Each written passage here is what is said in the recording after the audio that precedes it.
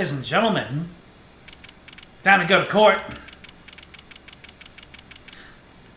Don't know if you'll notice, but I turned on the game audio just a little bit earlier, so you can get a little taste of what it is that I jam out to before I cross over into the gameplay. Because hold on a second, let me fix my camera here. Because I have to say, the title and load screen music for this collection is just straight up heat. We don't even have a we don't even have ourselves a little lobby area talking to. Not from Trucy, and definitely not from Machi. Doesn't help that our client can't even speak the local tongue. Hi there, James. Hi there, Solaris. Happy Saba to you too, James. I knew that you would be really excited once that dropped. I got messaged by my VTuber loving brother who just immediately forwarded that video, and I'm like, oh, we are so back, baby. Hi there, Flair. Court is in session for, how do I say that? And welcome back to my ongoing struggles with trying to figure out how to voice, is it Clavier? Is it pronounced somewhat different? How do you pronounce Clavier Gavin? Here again. Alright. Let's see here. Clavier Gavin. Clavier. Okay. I'm not saying Clavier like Claymore, but I will defer.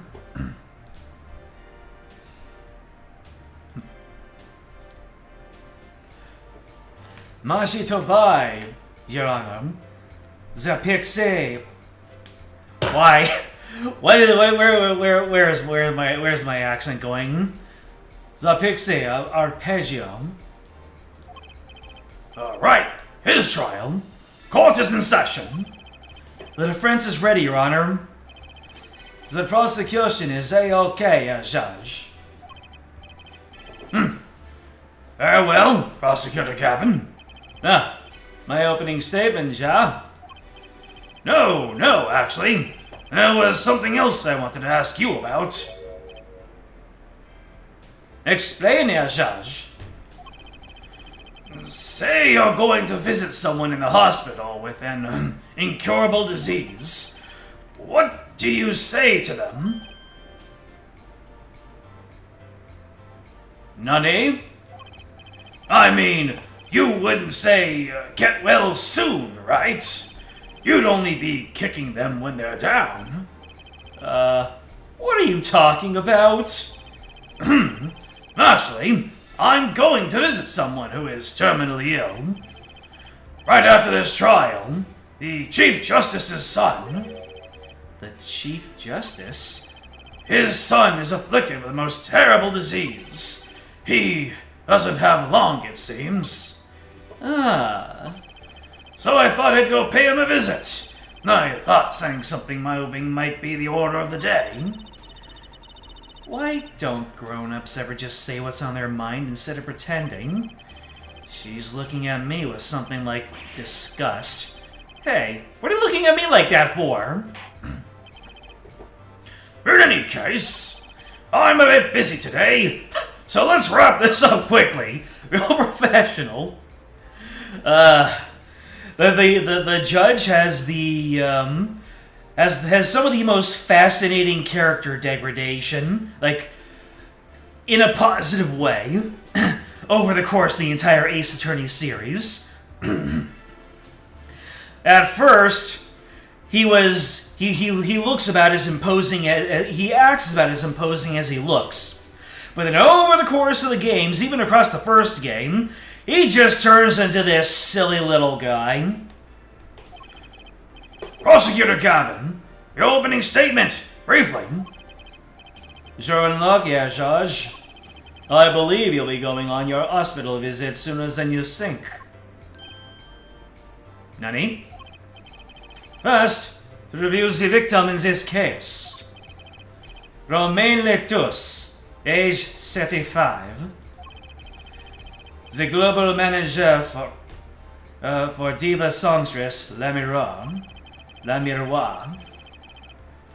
All these accents and European words, dagnabbit. The cause of death, blood loss due to being shot by a large caliber revolver. This report has all the details. The court accepts this into evidence. Letus's autopsy report added to the court record.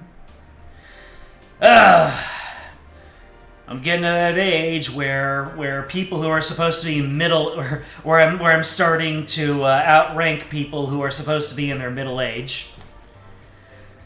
It was especially sobering when I saw someone review the Simpsons arcade game, and Homer Simpson is 35. I'm north of that. 45 caliber. Ugh, that's quite large, isn't it? A direct hit from that could knock a man off his feet. And worse, I'm afraid. However, the bullet struck him in his shoulder. The damage to the body.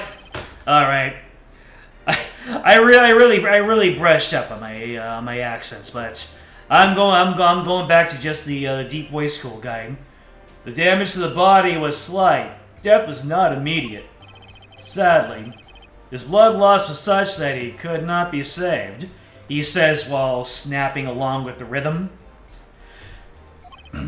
I mean, he is just doing his job. If you can hold a tune while doing your job, then you know you're in a good place. I suppose the victim's condition could have been much worse, considering. Much worse than death? 2 shots were fired. 1 shot missed, the other penetrated and passed through the victim's shoulder. Both bullets are found in the wall at the scene. Observe the diagram. This is where the bullet hit. I see. The court accepts this evidence as well. Alright, we're really loading up on this evidence. Didn't really have a whole lot of time to do any on-the-job investigation, I suppose. If we're talking about a 45 caliber revolver, we must assume that the killer was adept at the weapon's use. Really? Yeah, apparently. Weapons that size have a powerful kickback. If, say, the judge tried to fire one, it'd break every bone in his body. The defense will take more care in choosing examples. As I was saying, the victim was shot backstage, in a dressing room. The dressing room has only one entrance, this door. That does seem to be the case, yes? However, there were witnesses who heard the gunshots. He's talking about you and Emma, huh? Yet when the witnesses entered the room, it was empty, save for the victim's body, of course. But that's impossible! Exactly! The murder was impossible. For all but one person. One person? That is, of course, the defendant, Machito Bae. Only the defendant could have committed the crime? But how? It's quite simple. The circumstances of the crime scene make it clear. Very well. I assume you have testimony to back up this claim. Please show the witness to the stand. I mean, it's so weird to see, see someone who's not specific to the case. It's strange to see a long-running character on the witness stand, but she is a witness. Your name and profession, please. Emma Sky. I'm a detective for the police department. I was on security detail at the concert forum that night. Emma seems tired somehow. It is one of the, like, what, 5, 6 emotions she's allowed to have due to the limitations of the presentation.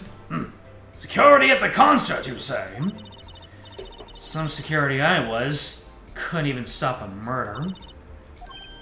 Now, don't blame yourself. Things like this happen. I made even bigger mistakes in my career, you know. I'm sure that makes her feel much better. I want to hear about these bigger mistakes. In any case, because you were on security detail, the crime was quickly discovered. I just realized that he is constantly trying to get someone to explain. Which makes sense, he is cross-examining a witness. And we were able to identify the killer. You may give the court your testimony, if you would. Describe the circumstances of that day and your discovery of the crime, please. All right.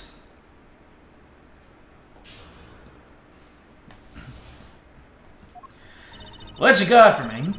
I can't imagine Emma has anything that she would want to lie about. So either she's going to be mistaken about something, or she's going to be missing information.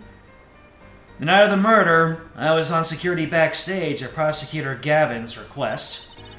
Only people involved in the concert in some way were allowed backstage. Apollo and Rosie. At the beginning of the third set, I heard shots. I went into the room, filled with blaring rock music, and found the body. I examined the scene and determined that only the defendant could have done it. It was lucky that a detective was the first on the scene.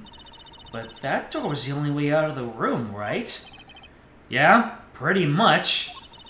Then I don't get it. How can they say that Machi did it? Looks like we need a bit more information. Very well. The defense may begin the cross-examination.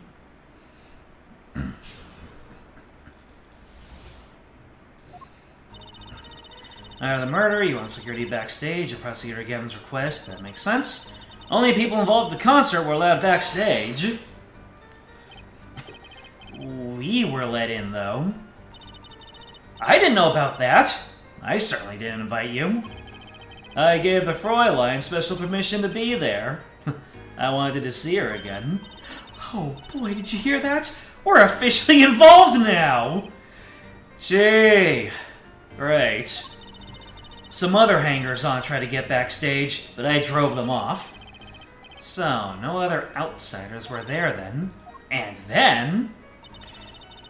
At the beginning of the third act, she heard shots, went into the room filled with blaring rock music and found the body. Examined the scene and determined only the defendant could have done it. Explain. How could you know something like that? As I said, it was clear from the circumstances. Listen, we know there was only one exit from the room, that door. The small window only opened a tiny crack. And I was standing in front of that door. So, how could the killer have fled the scene? There's only one possibility. The air vent. Oh!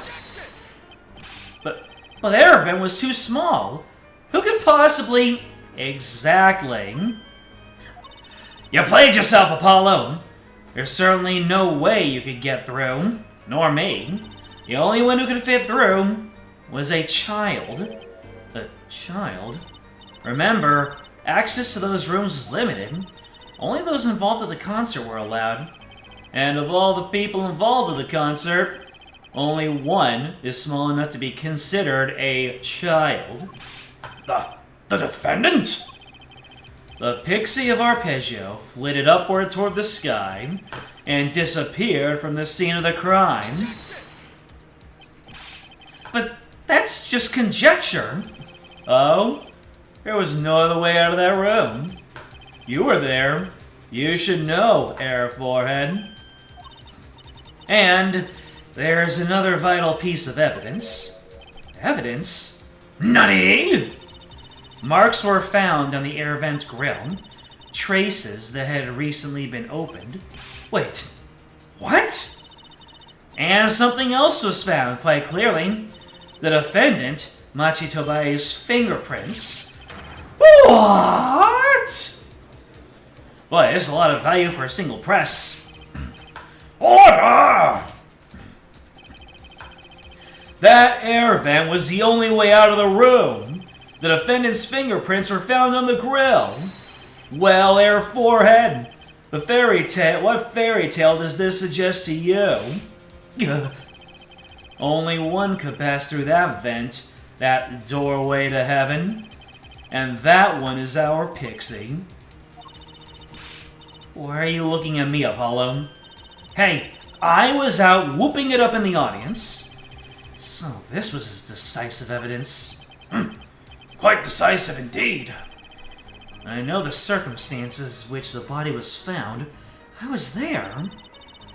An examination of the crime scene was enough to nail down the killer? I'm sure they had a good reason. They must have had a good reason to arrest Machi. And I'm going to find out what it was. Alright, guess we're pressing everything. Unless I can find some piece of evidence that, the only issue... Alright, the night of the murder, the security backstage. Oh, I'm gonna press everything. The night of the murder was the night of the concert, yeah? That's right. What was the detective doing on security detail, might I ask? If it was only a concert. My thoughts exactly. But orders are orders, even when they come from rock gods. Prosecutor Gavin? Yes, allow me to explain. I smelled something that day, you might say. The stench of conspiracy. That day at the concert hall. Conspiracy? Well, isn't it obvious? My keys! That whole morning, no, the whole day was ruined. And it's all because someone stole my keys. I couldn't ride my hog to the show. I couldn't open my guitar case. There he goes again. Isn't it possible he simply misplaced them? Misplaced them? Misplaced items just don't wander in a murder victim's hand on their own. What's this? Prosecutor Gavin, if your keys were in the victim's hand, that makes you a prime suspect!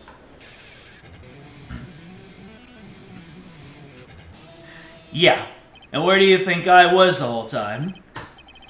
Love, slow acting anew. That truck went in, is waiting for you. He's singing something. Does everything with this guy have to be over the top? The killing happened in the middle of my concert. I was like a sailor, adrift on a sea of sound. Anyway, I didn't want anything else stolen, so I put the detective with the most time on their hands on the task. I see. I can accept that. Well, I can't. What do you mean, time on their hands? Please, the testimony. Okay, I've already pressed this one. At the beginning of the third set, you heard shots. I believe we were having a chat when we heard shots. You were the one chatting. I was eating snackoos. How did you smuggle those onto the witness stand? Hey, no snacking in court! And you're sure the shots came from Lamiroir's room? Yes, absolutely. Hey, I'm the one being cross-examined here. Yeah, this'll keep you quiet. Thanks. So, how about it, Emma? We were right. Where? Hard to be mistaken about that. Please, either talk or eat. Not both at the same time. Right, so after that, me and Mr. Lawyer there opened the dressing room door. Did I press this one already? Let's see. Rock? Blaring, yes. When you say rock, are you referring perhaps to this rock and roll music that's so popular these days. That's right. That's right. When we went into the dressing room, music was blaring over the speaker on the wall. They piped sound from the stage into the backstage through the speakers. That way, people in the back can hear what they're supposed to be on stage. Yeah, there, AQ. Did it have to be so loud? You don't listen to the Gaviners with your ears. You feel it with your entire body and soul. I always have the backstage monitor at full volume. When we walked in the room, the band was playing Guilty Love, I believe, making it easy to determine the time of the crime. If you could hear that music playing, then everyone on stage for that song has an alibi, including myself. Anyway, I closed off the scene and started my investigation. I believe that's enough of that. Prosecution has a rather convincing case. The only way in and out of the crime scene was watched, making the defendant the only one who could possibly leave the scene. Simple and decisive. I believe you've heard enough to determine our verdict, even if I wasn't in a hurry to make a hospital visit. I'm sure the Chief Justice will appreciate the gesture. Unfortunately, we have no direct witnesses. Fortunately, the criminal left decisive evidence for us. That will have to be enough. It can't be over already. Very well, I believe this trial is finished. If the defense has no contradicting evidence, the prosecution has presented our proof clear and plain. If you have contradicting evidence, it better be clear and plain as well. I don't know how soon it's going to prompt me to present this evidence. Apollo, you've got us on the ropes already. We better come up with something quick. I know. I can get us out of this. We need evidence or a witness that can prove Machi is innocent beyond a doubt.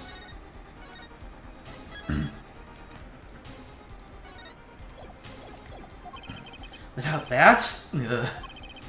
Mr. Justice, you have contradicting proof that can overturn the prosecution's case. If you do, you'd better tell us about it now. This is it. It's so soon. If I mess this one up, it's all over. The court wants contradicting proof?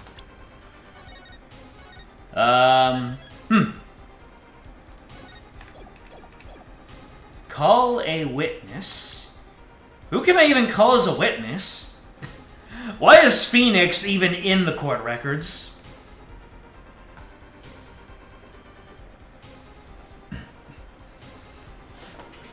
You spent days with your real world friends. That's good. Very good. Touch that grass. You've been in the process of fixing their sleep schedule over the past 2 or so weeks.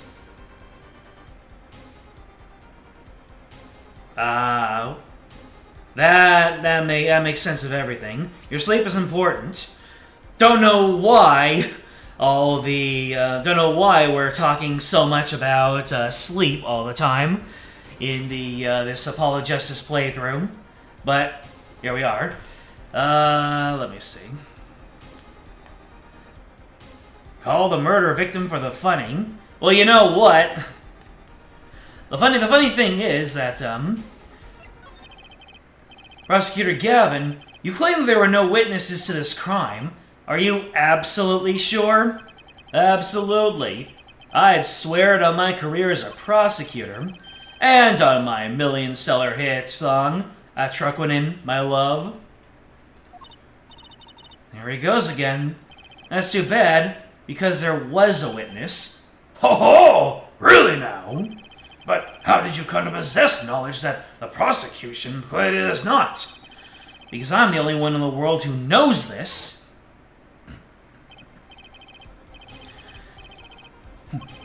You just talked to him, and now he's alive.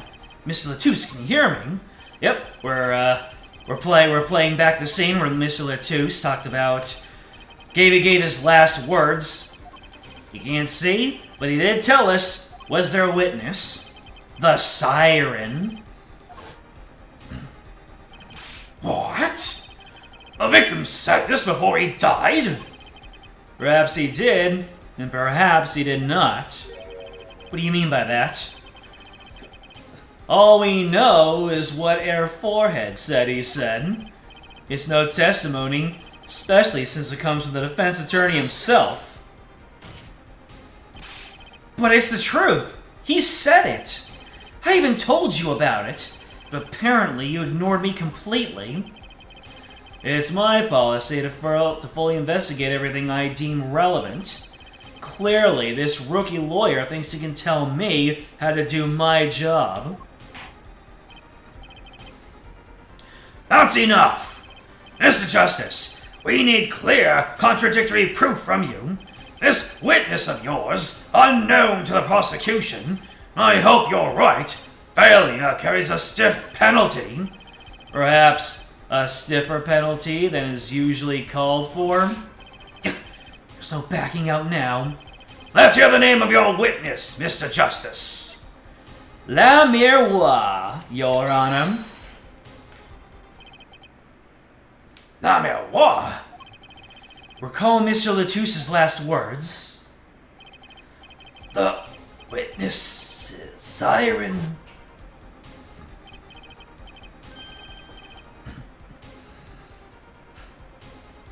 Cold Steel 3 is long. How many hours in are you? The siren? Ah! He meant the siren! That's right. The siren of the ballad. La Miroir. La Miroir was only on stage for the second set, and she had access to the backstage area. She could have been a witness. I see. Well, Prosecutor Gavin? My claim still stands. There was no witness to this crime. Very well. Let's hear it from the horse's mouth then, shall we? We will now take a break from Detective Emma Sky's cross-examination. Please show La Miroir to the witness stand. La Miroir would say nothing the night of the murder. Not today, though. Today we'll drag that story out of her no matter what it is. I think Clavier's giving us a stare of approval.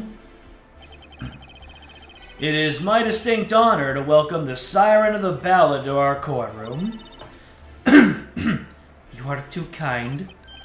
Ah, you can speak English. Yes, I can. Though I'm not very good.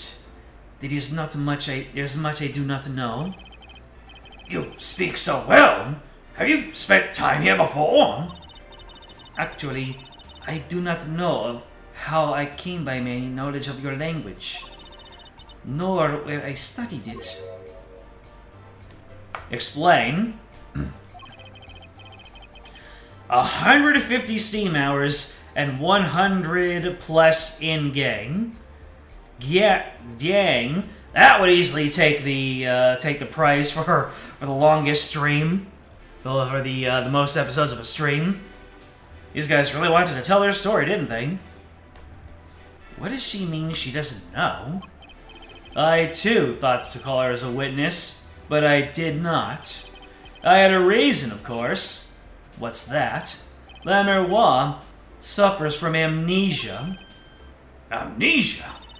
La Miroir is not my true name, yet I remember nothing as the time before I was given it. Nothing as the time before I started singing on stage. Whoa, she's even more mysterious than I thought. As lauded singer La Miroir, she lives a good life. There are little difficulties for her thanks to her success. Yet, I did not wish to subject her to unnecessary stress. I see. I care surprisingly little about people's pasts. You have nothing to fear in this court, La Miroir. Thank you. Yet, there is something I do not understand. I am being called as a witness? What might I say? No one will tell me anything of what happened. La Miroir, let me be frank. I did not want to ask you up here to testify. Yet that young gentleman with the wide forehead over there was adamant that you stand. Oh my. Congratulations, Apollo. You're the bad guy. Well, now that you're here, please give us your testimony. If nothing else, the sound of your voice is welcome. Tell us what you saw the night of the crime. What, it's only gonna be like 2 lines of dialogue? As for what I saw nothing.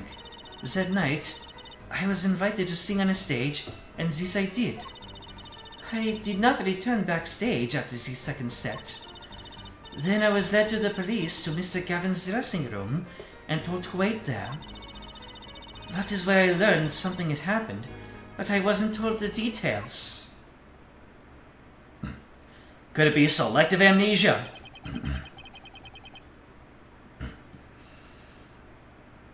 You'll admit you were faffing or straight up idling for a lot of that. I see. Kind of like how most of my time spent in Final Fantasy XIV was me just dancing on the Ulda steps. I must say, you sound wonderful just testifying. I hope he was too distracted to hear what she was actually saying. There you have it. She saw nothing that night. Now we can only pray the defense has the sense to admit defeat and refrain from detaining her here longer than need be. Wow, you just got badder, Apollo. Way to go. Listen here, you! Very well, Justice. Keep it short and sweet. Lemuel wouldn't talk to me the night of the crime. She must know something. I've got to find out what.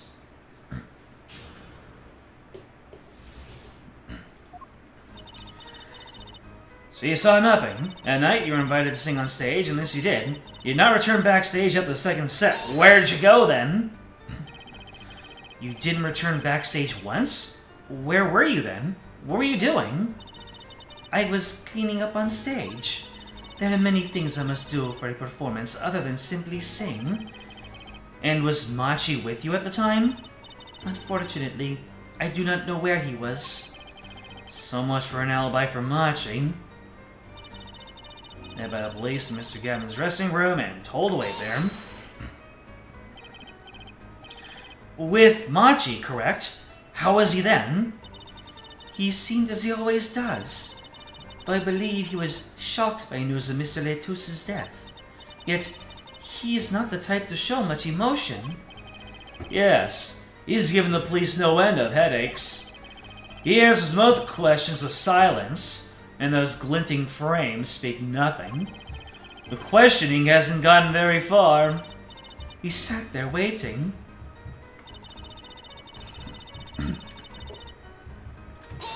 You weren't told the details.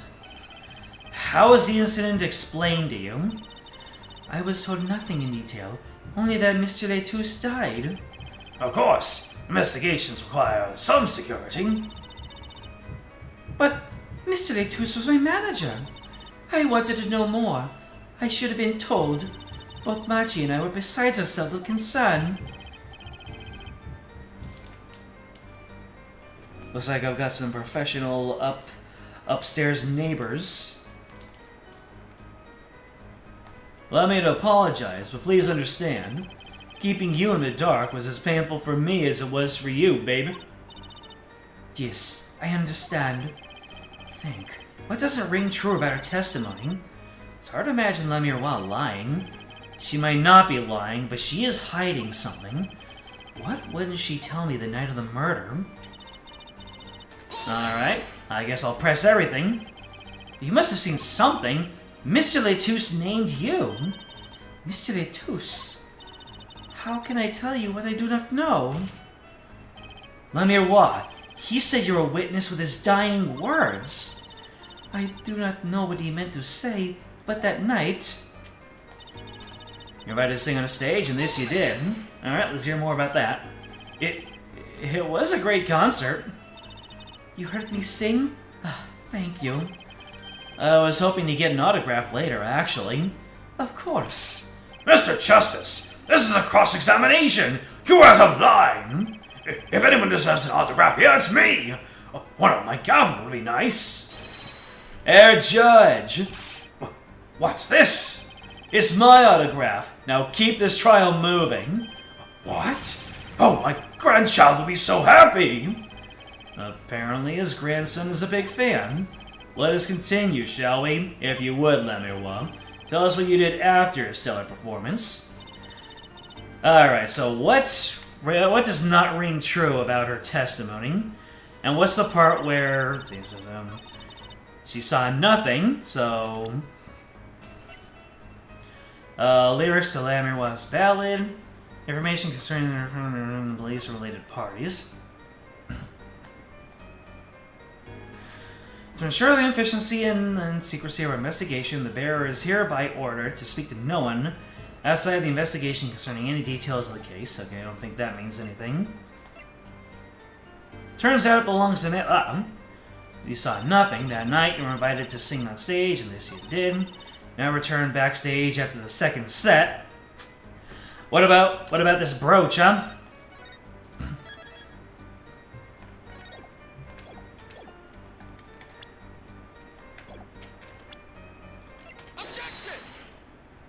The music stopped, baby! I'm sorry, Lemuel, but I'm having trouble believing you. Eh? You remember this brooch, do you not? Why, that's Lemuel's. She was wearing it for her song. Care to add that to the testimony, Prosecutor Gavin? Nani? This brooch was found after the murder took place, at the very scene of the crime. What? Lemuel, how did your brooch get backstage if you did not go there yourself? And as Prosecutor Gavin has just told us, you had been wearing it during your performance that night. What is the meaning of this? Lemuel, please explain! Lemuel? Uh-oh, she slipped into mother tongue. She says English is quite difficult. That trick's not going to work here. Your forehead may be large, but you are a lawyer truly. But you have missed one important fact. What now? In fact, at the time of the incident, I went backstage, but only for a moment. What? Think back to the moment of the crime. You know whereof I speak. Is she really saying all that? What's she talking about, Apollo? Right when the incident occurred. Is she talking about that? Thank you for not being overly specific. Watch this room for me. I have to call for backup. Right? Oh, the part where Apollo skipped out.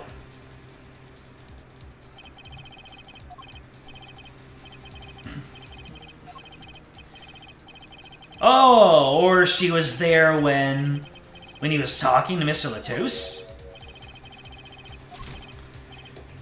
Oh, that's what he's talking about. When I guess so Lemire was saying that she popped in and then left.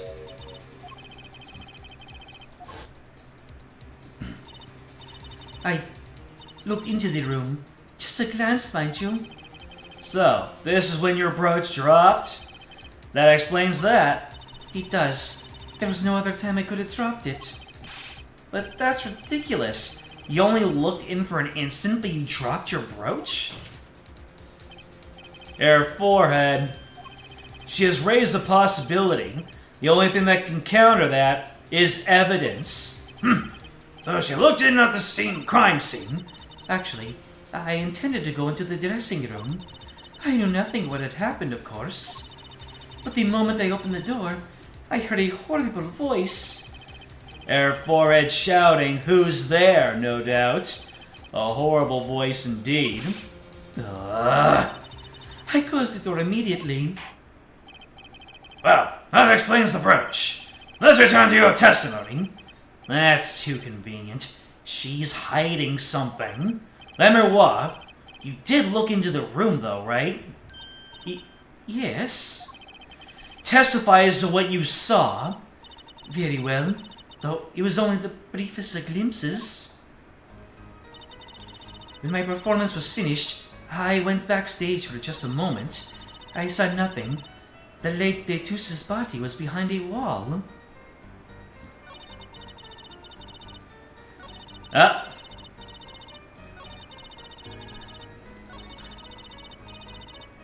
Yep. I was about to wonder if the fact that there was a wall in the way was a decisive piece of evidence. Like, she would have said, I saw Mr. Letus's body and then left, but that would have contradicted her earlier evidence. I thought that wall would have been a sticking point, or maybe it is. Although, the wall doesn't completely cover up everything, so, I am going to see if she is making something up.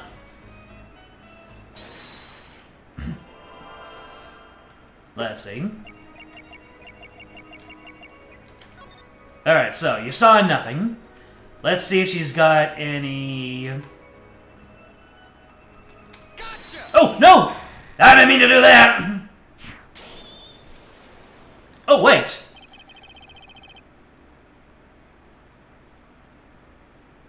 Did I, Let's see what happens. The late Mr. Letus's body, you say? Yes. You know something more about Mr. Letus's death than you are saying. What? I could see you trying not to remember, but the effort made you swallow. Guys, I'm gonna be completely honest. I did not intend to press her there. I meant to back out and look all over to see if there was any new animation. It just happened that I paused on the right line of dialogue, and that her face, where you start off looking at her, was the place where you needed to look. This is completely boggling the mind. I do not look at these in advance, by the way. I do not play up anything, but I accidentally hit the wrong button. I meant to back out, but instead I confirmed it, and I stumbled right onto the actual solution. That is actually insane. But the effort made you swallow. You can't fool my eyes. Yeah! And you can't fool my poor memory of what button does what. It is true. It was so terrible after all. Why did Mr. Letus have to be shot? One moment, La Miroir. Yes? What was that you just said? Why did Mr. Letus have to be shot? Yes. She was hiding something, I knew it. La Miroir, I'm afraid you haven't realized it, but your words just now contradict your testimony. How could that be? Take this! La Miroir contradicted her own testimony, and I have the evidence to prove it, baby! Oh, no.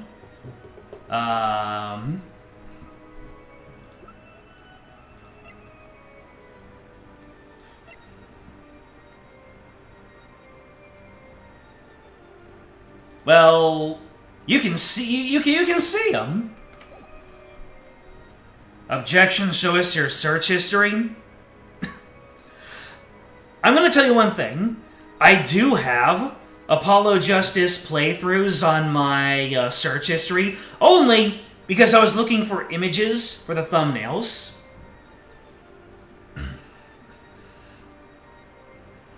Hey, Q, you've been looking at anime figures? What kind of anime figures are you looking for? Just in general, or anything specific? Anyway, contradicted her own testimony, and you have evidence to prove it. Let me see. So these are the lyrics. That doesn't mean anything. The investigation request. Nah. Own publicity postcard. Not really. The murder weapon, the brooch. Yeah, the brooch doesn't... I think it's this, because you can still see him.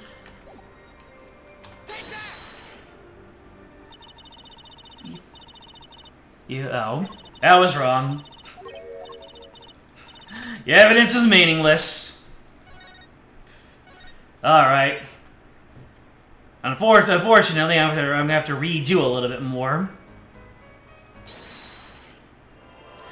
And this way I can actually see her, swallow. Yep, there it is.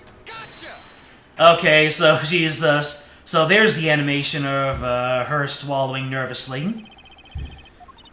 Ah, wish I could just skip over things.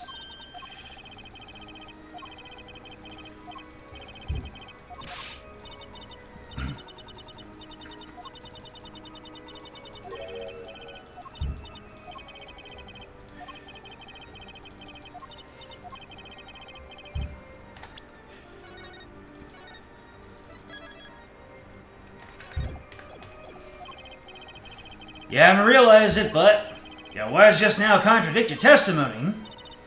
How could that be?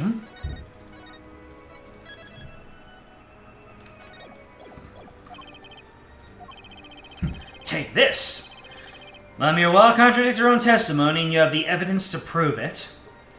Okay, so what am I trying to prove here?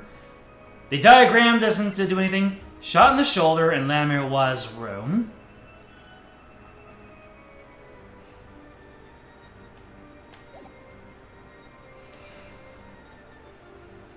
What am I trying to contradict here?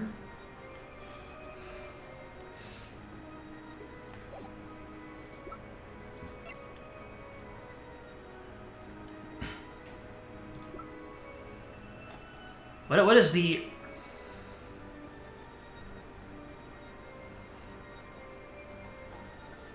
Get yourself a Joshua figure. Nice. Oh, and Donna from E8. Also very nice. Out of curiosity, why do you say Joshua? Is that some kind of fandom thing? Is that the literal translation of his name? Or is that just a funny thing?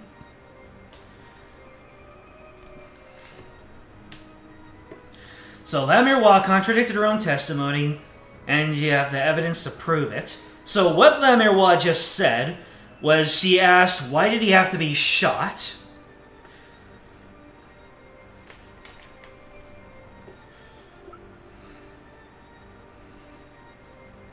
So how does that contradict your testimony? To ensure the efficiency and secret area investigation, the bearer is hereby ordered. So this is mine. So that doesn't have anything to do with anything. The lyric sheet. Like a bullet of love, fire, take my life away all the way. Let me see here. The publicity postcard, and I can't look at it in any more detail. A deadly high caliber revolver.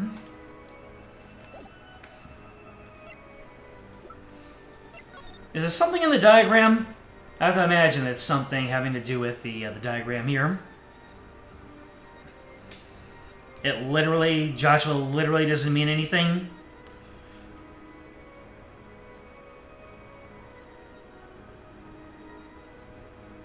You just remember it from a Trails video?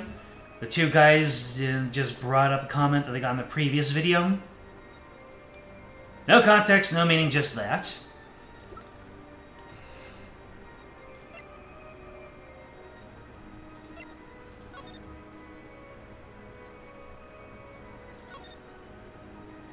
Is it this somehow?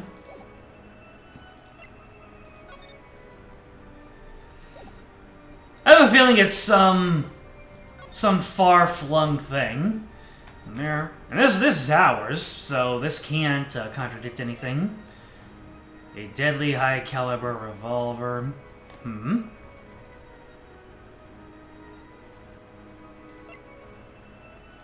Turns out it belongs to Lamirwa. Is there anything on here that might give me a little something? A sort of pin fastener for attaching things to clothes. No, it's not a safety pin. Is it a danger pin? If you stuck it in an eye, then yeah, sure.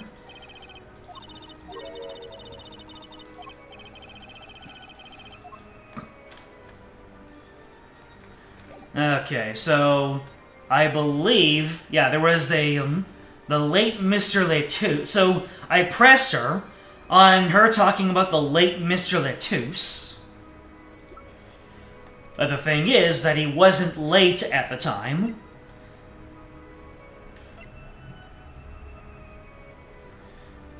Death due to loss of blood, time of death 9 to 9:30. He wasn't late at the time. So, is it this one? Yeah, that's not it.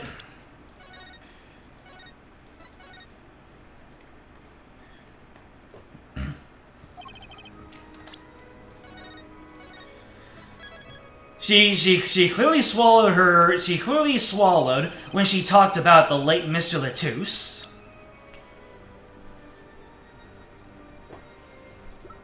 So am I really? All right. I'll present the photo. Nope. Sheesh. What is the contradiction here? She's trying to hide something. Like, maybe she knew that he was still alive?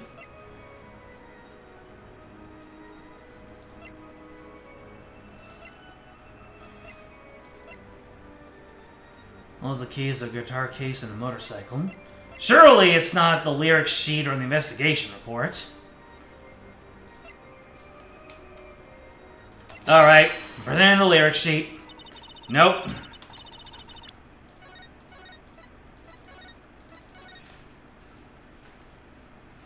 It's the keys, isn't it?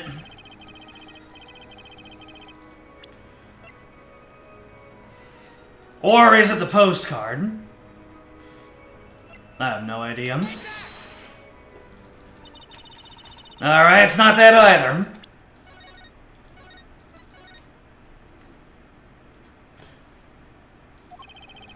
It's the investigation report.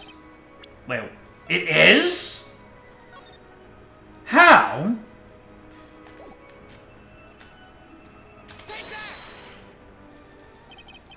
I would have gone there eventually. Tell me, Lemuel, how did you know he had been shot? Well, immediately following the incident, a gag order... I thought they already talked about this, though.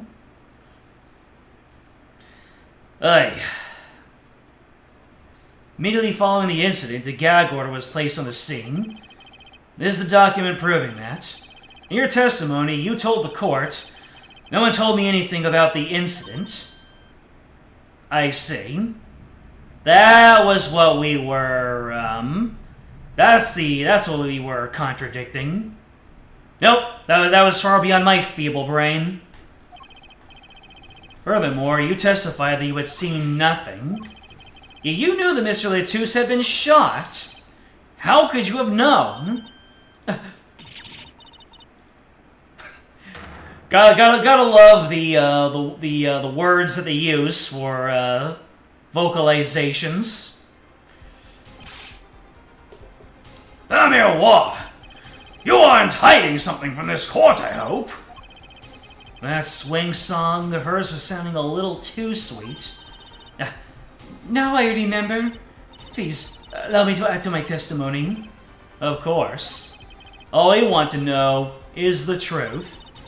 She looks kind of pale, huh? She saw something, I know it. Even the victim said so. I saw bullet holes in the wall, and knew Mr. Letus had been shot. Tell me more. Only a glimpse, yet you knew they were bullet holes? Yes, I recognized them immediately. I have seen bullet holes before, you know. You have traveled the world as a singer. You must have sung in places far more dangerous than our country. I go wherever my voice is needed. Those places are many these days. That's really cool. I hope I get to travel like Lemuel someday. I plan on recording my next album overseas. Their studios have a different sound, you know.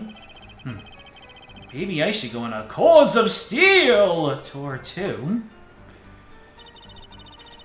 Alright, so we got new evidence. You saw the bullet holes in the wall and you knew Mr. Letus had been shot. Is this, how would she be able to see the bullet holes?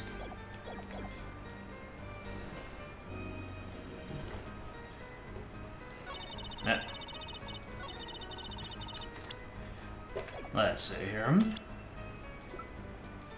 That's a man. Yeah. Oh, you're caught. You're so caught. Lies are hardly becoming of such a creature. A put-down worthy of our prosecutor, Mr. Justice. Such put-downs are hardly becoming of you, Apollo. Stop polishing your forehead and start polishing your characters, yeah? Come on, can't I be cool for once? Observe the diagram. Lemeroy, you looked in from the door for just a moment, correct? Yes, that is so. There were bullet holes in the room, yes, but they were in the wall that the door is on.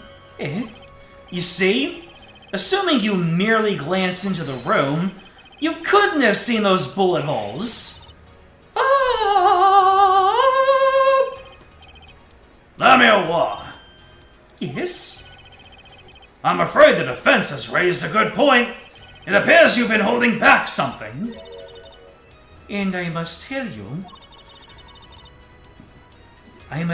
what it is that I saw. Yes. The happenings in this trial are being recorded, and I'm certain it will be on the news in Virginia. You understand your reputation is at stake, and it falls to you to avoid tarnishing it. Personally speaking, I still believe that cross-examining her will yield us absolutely nothing. But she knew how Mr. Letus died, and he named her as a witness. You must have seen something, Lemeroy. Very well. Lemeroy, please continue your testimony. Very well, I shall. Allegro time. Oh no, we're not even at the Allegro yet. Woo! I was on my way from the stage to the backstage exit. There was something like a little window there. That is how I saw it. There were 2 shots. I couldn't do anything to stop it. But it wasn't Machi. It was a grown person. I know it was. Oh, hello. This completely changes everything. So you did witness the crime, and the killer was a grown person, you say? This is my first time hearing this, I assure you. Nice play, Air Forehead. Very well, there, Mr. Justice. You may begin your cross-examination. Great going, Apollo. You were right about Lemeroy. What's wrong? You don't look too happy. This whole thing smells fishy. That's what's wrong. So her entire story just flip-flopped.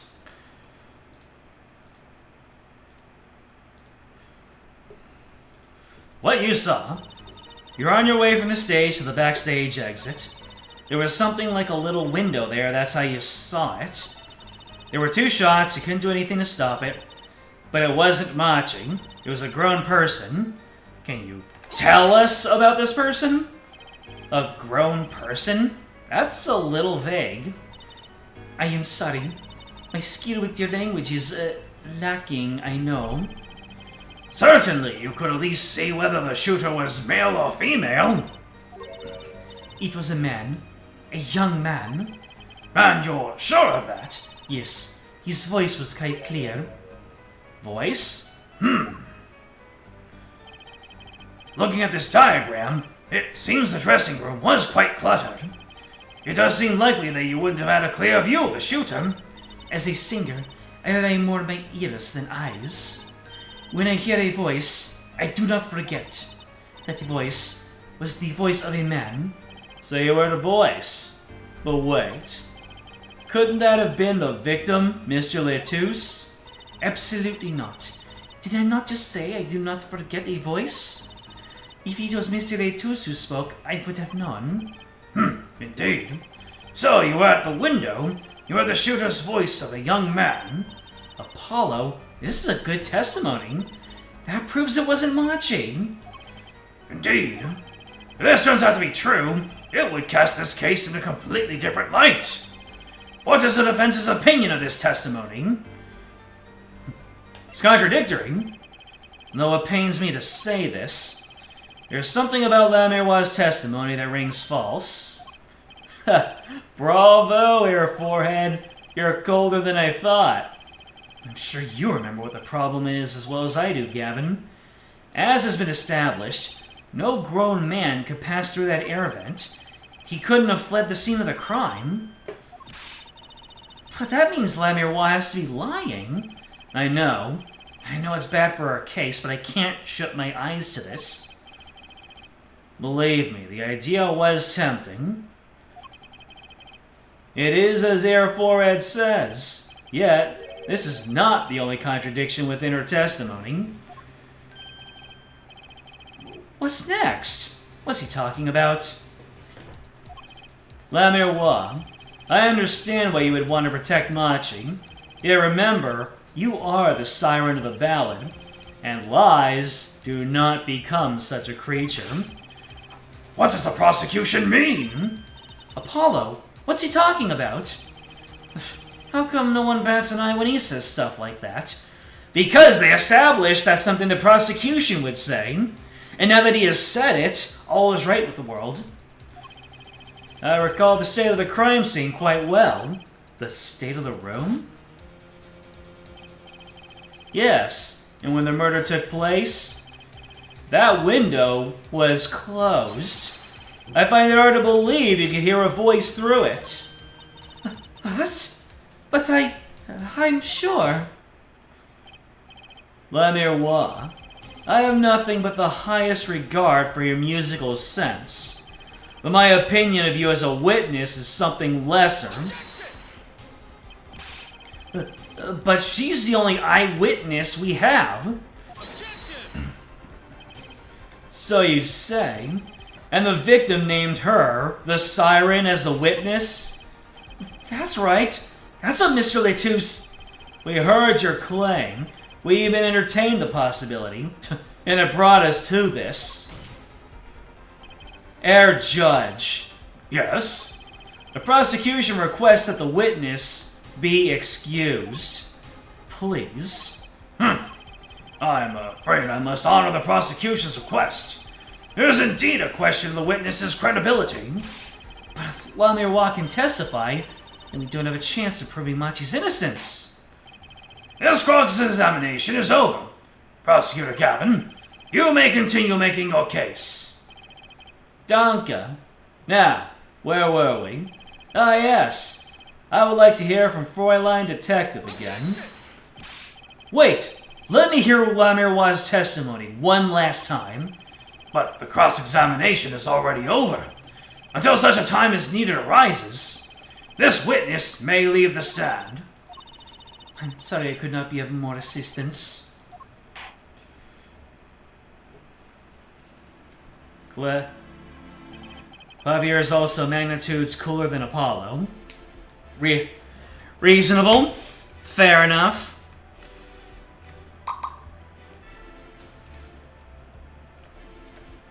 At last, back to the real trial. Ready, Air Forehead? I hope I didn't just miss my only chance. Fräulein Detective, how far have we gotten until we were so rudely interrupted? Don't ask me. I dislike saying the same thing twice, and I never repeat a song for an encore. If you would, Miss Sky. I believe I was saying that the only way Mr. Letus's killer could have escaped was through that air vent on the ceiling. Ah, yes. There was only one door in that room, and a witness, you, was standing in front of it. The air vent isn't very big, see? kinda limits the people who could possibly get through. I certainly would have a difficult time. You sure would. Not that you would have been there in the first place, though. Remember, the whole backstage area was off limits to people not involved at the concert. The only one who meets this condition for a killer is the defendant. A virtuoso performance. Couldn't put it better myself. She does state a clear case. Though, reading the report, something caught my eye. Oh? What's that? The circumstances of the defendant's arrest. The circumstances? Again? Hey, that's right, Apollo. Remember when we found Machi? That was bizarre. She's right. Why did Mr. Latusse's body disappear from the room and end up on top of that stage tower, holding a guitar no less? A perceptive observation here, Judge. Thanks. It was kind of an accident, really. But you work in this job long enough. You get a nose for things. The judge sure seems pleased with himself. Very good for a line detective. Perhaps you can tie it all together for us? Why was the body moved? And how does that lead us to the killer?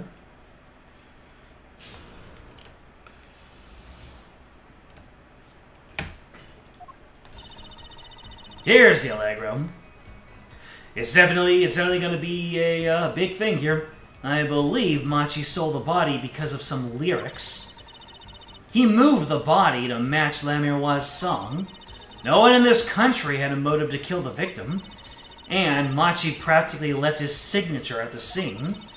All this evidence clearly points to the defendant. Oh, this is some interesting information. Lamirwa's song? We went over this during the investigation. Yes, the Guitar Serenade. You noticed it's code too, did you not? It's code? All the events that day follow the lyrics to our song. First, the keys my heart held onto so tightly were stolen. Then Prosecutor Gavin's guitar burst in flames on stage. Mr. Latusse's life was taken by a bullet. The rest hardly needs explanation. Guitar, guitar, up together to the sky. That's mad! It's like a story out of some fairy tale. I admit, I've forgotten about the song. But there it is now, waiting for me. The grand finale, as it were. Hey, you know I was the one who first noticed that. I've heard of jumping rope to songs, and counting to songs, but killing? It's a wild world out there, Air Judge. Very well. You've heard one song and dance. Let's get on to the next. A cross-examination. I'm not so sure I'm going to be doing so much singing.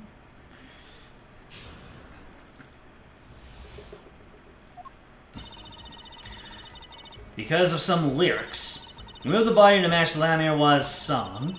No one in this country had a motive to kill the victim. But Mr. Latus spoke English.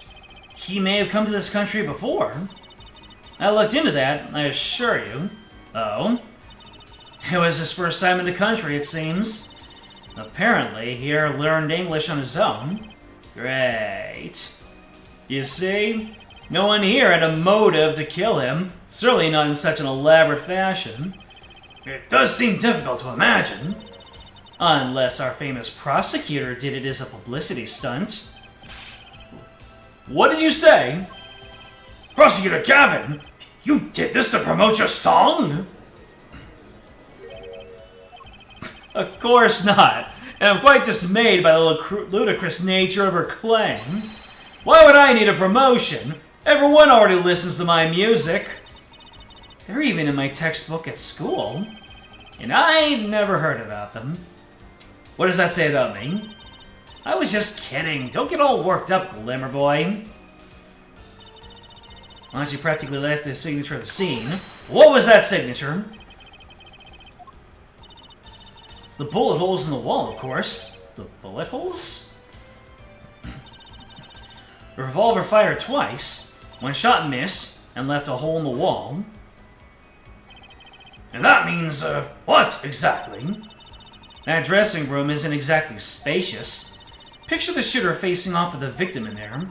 They can't have been more than 5 feet apart. It would be difficult, almost impossible to miss at that range. Difficult to miss, you say? Very. Assuming the shooter could properly aim. No, you can't be serious. Machi, he can't see. That's why he missed? That's the only explanation that makes sense. He used sound and other senses to fire the gun. Poorly. That reminds me, the monitor in that room was blaring at the time, yeah? Hardly ideal conditions for tracking by sound. A blind shooter. No wonder he missed. I knew those bullet holes would come back to haunt me. Think, Justice, what do I do now? Well, guess I can raise an objection and see where it takes us. Sure, there were bullet holes left in the wall. But that doesn't prove the shooter couldn't see. Oh, how so? Well, there could have been a struggle with the victim. That's certainly possible. And it might have been the revolver's fault. The revolver? The revolver was a very large caliber, correct? If the shooter wasn't used to firing such a large weapon, why, he could dislocate their shoulder. Exactly. The defendant, Machi Tobai, is, as you can see, tiny. It's not so hard to picture him firing the gun and missing entirely. The kickback alone would throw off his aim. A convincing argument, to be sure. Ha! Take that, smug prosecution. Apollo? What? That bit about Machi being tiny, and the gun throwing off his aim, aren't you kind of, admitting that he did it? Oh. It does not matter why he missed. What matters is that the shooter was, without a doubt, the defendant. Even the defense seems to agree on that point. Cripes. Let me put my foot in it this time. But let's get the facts of the matter on the record, if you would, Fräulein Detective. Very well. The witness will add this to her testimony. Right. From the state of the crime scene, I conclude the shooter was blind. You can't say he was blind just because of those bullet holes in the wall. I think I've proven that. I wouldn't call it proof, per se. Eh? You merely raised the possibility. Fräulein Detective has made the most logical conjecture based upon the evidence. Of course, there is more evidence than just bullet holes. The defendant was the only one who could escape through the air vent. But wait, if he was blind, how would he know about the air vent in the first place? Ah, a very good point. Well, Fräulein Detective, if you would care to explain. He certainly seems sure of himself. Recall the crime scene, if you would. There was a stepladder below the air vent. As it happens, maintenance was scheduled for that day. Custodial staff went around checking all the air vents. I don't believe it. Everyone backstage was told about the maintenance, including Machi Tobai. You would have known that there would be a way out at the top of that stepladder. But that's... Why is this the first time I'm hearing about this? You could have figured it out by yourself. You only needed to consider what a stepladder was doing there. Looks like the defense's objection has been squished by a stepladder. Well, Air Forehead, out of ammunition, perhaps? I've never seen Prosecutor Gavin so aggressive. Maybe he's caught the scent of blood. Apollo, don't you have something? Anything? You know what we need. We need something to prove the killer could see. That'll put him in his place. Proving the shooter was sighted would do it. That would take down one of their central points. Do I have evidence that can prove that, though? I'm gonna guess that... Well, let me see here. A higher caliber revolver. Is there anything about the revolver that might say something?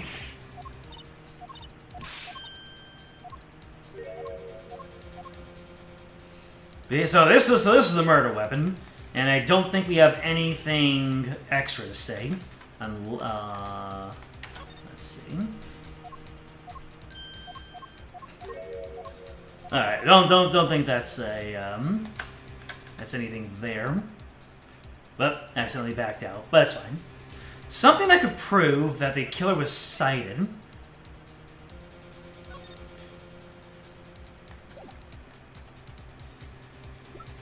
Would he have to...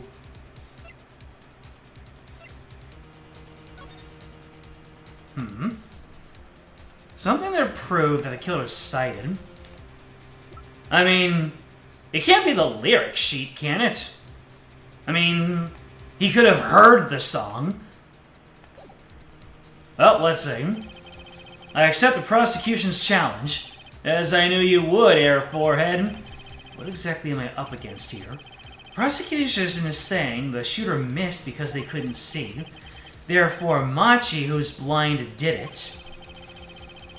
The defense will please present their evidence.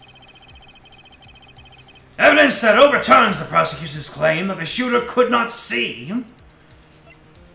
Let me see here.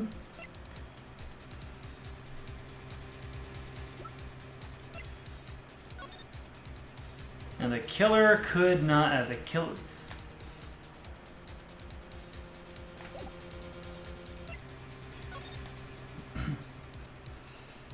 Oh, well... Wouldn't he have tripped over the furniture? If he could not see?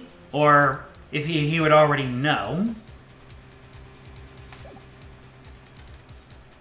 Meh.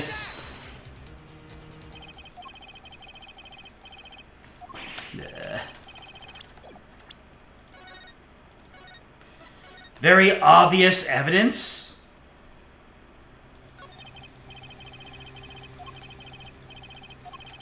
What is that going up against here? The prosecution is saying the shooter missed because they couldn't see. Therefore, Machi, who's blind, did it. They present their evidence. The evidence overturns the prosecution's claim that the shooter couldn't see.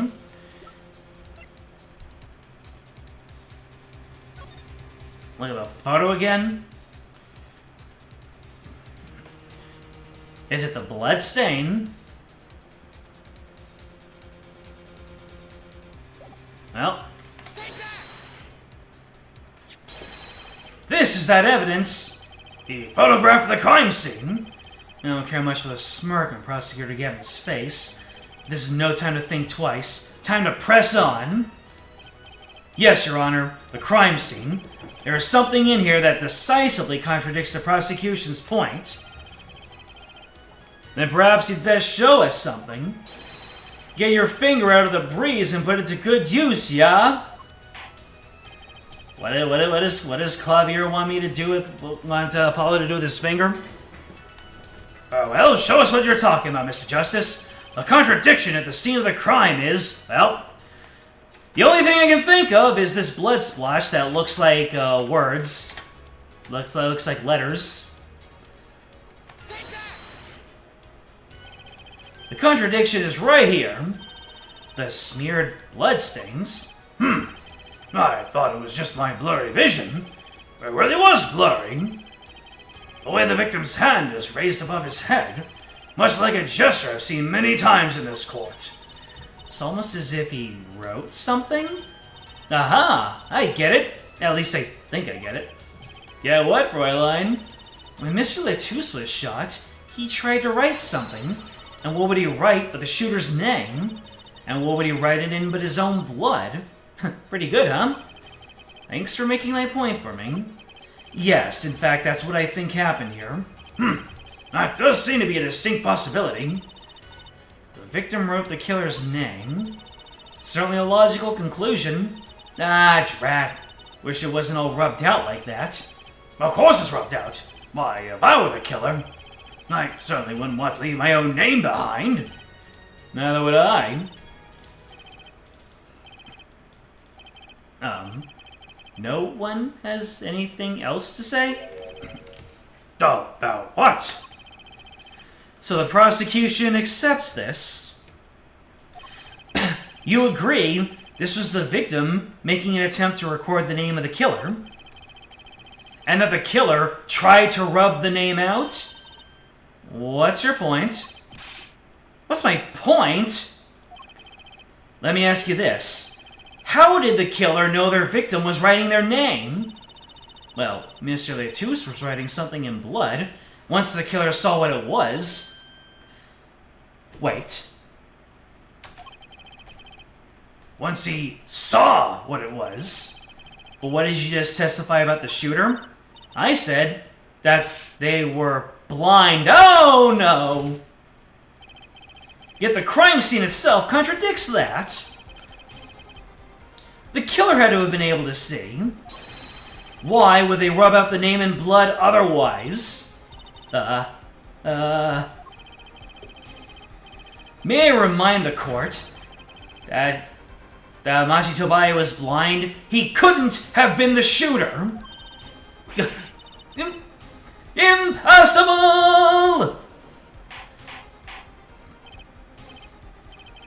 Order! Prosecutor Gavin, please explain to me what this all means.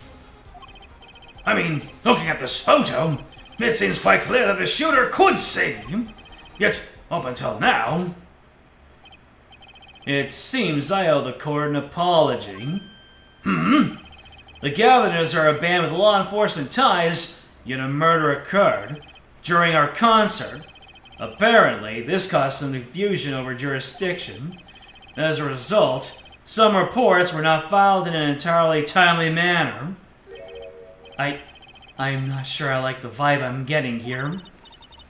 Hey, Apollo, look at him. Why is Prosecutor Gavin all relaxed and smiling like that? Like he knows something we don't, and he's about to tell us. I've got an idea. Let's rock! With these documents, but before that, I have a question for Fräulein Detective, if I may. What? Tell me, why do you think that Machi Tobae is blind? Huh? What did he say? What are you saying? Of course he's blind. Of course. He's the blind pianist, right? So he's... Doesn't Lamirwal lead him around by the hand all the time? No way. I have a report here on the defendant, Machi Tobae. According to this, Machi Tobae can see perfectly well. What? His blindness was merely a publicity ploy by those clever Borginians. He can see quite well. But you said... What did I say exactly? Air forehead. Not once in the course of this trial have I claimed the defendant was blind. The only one who did was Fräulein Detective. But that's a significant fact, yes. Consider, Machi Tobae sees, and he was the only one who could have fled through the air vent. I see no problems with this. But what about the bullet holes in the wall? Yes, the bullet holes. I believe Air Forehead nearly explained those for us. He didn't miss because he couldn't see. It was the kickback from the .45 caliber revolver. A simple accident, in other words. How's that?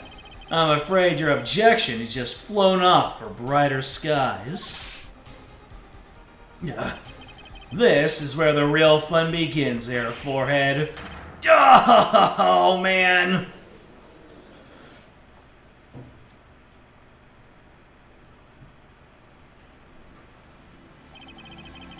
Well, this all took a really big turn.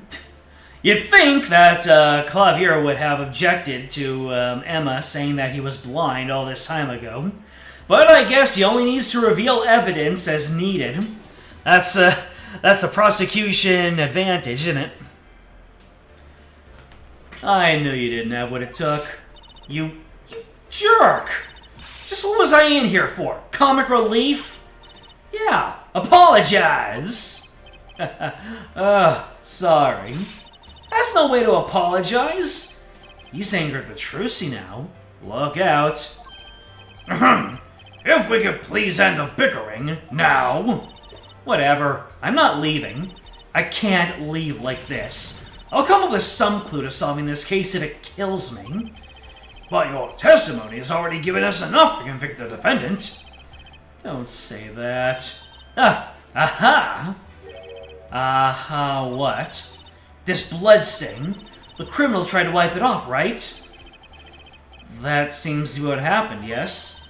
We might be able to find out what was really written here. Really? You can do that? That's right, with this. It's called luminol. Maybe you know of it. It's a chemical that reacts to blood. Ah, yes. Have we done those tests yet? Ha! As if I'm going to tell you. The bloodstains covered a section of the carpet. In order to perform blood tests, that section was removed and submitted. Perhaps we should request it here in court now. Right. Go for it, Apollo. Eh? I have to do the test? You just have to spread luminol on it. Simple. A chemical that reacts to blood. I've heard of this somewhere. Yes, I believe an analysis is called for. Have at it! Right, ready? It's easy as pie. Just press space to spray an area. Here, give it a try. The eyes of the entire court are focused on me. Apollo, your hand's shaking. Let's do this.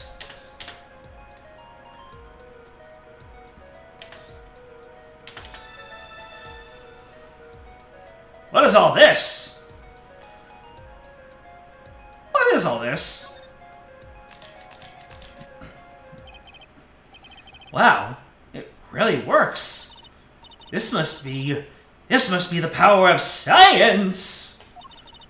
It says IPXX314206?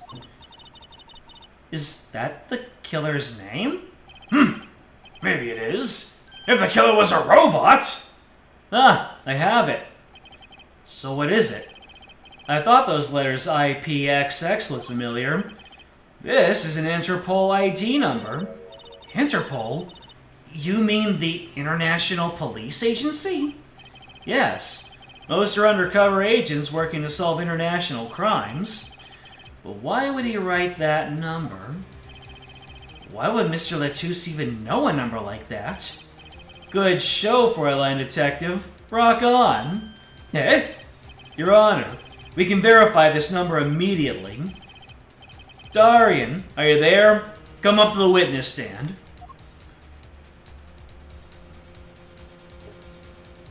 Oh boy, things are getting twisty-turny. Darian, you heard what we need. Go check into this Interpol ID number. Sure thing. Give me 30 minutes. No. Give me 27. Give me 27. I'm not sure what to think of all this. The prosecution's case is airtight, so it seems. Yet this number is really that of an Interpol agent. Oh, wait. I know. What if Machi Tobai is really an undercover Interpol agent? That would be a possibility.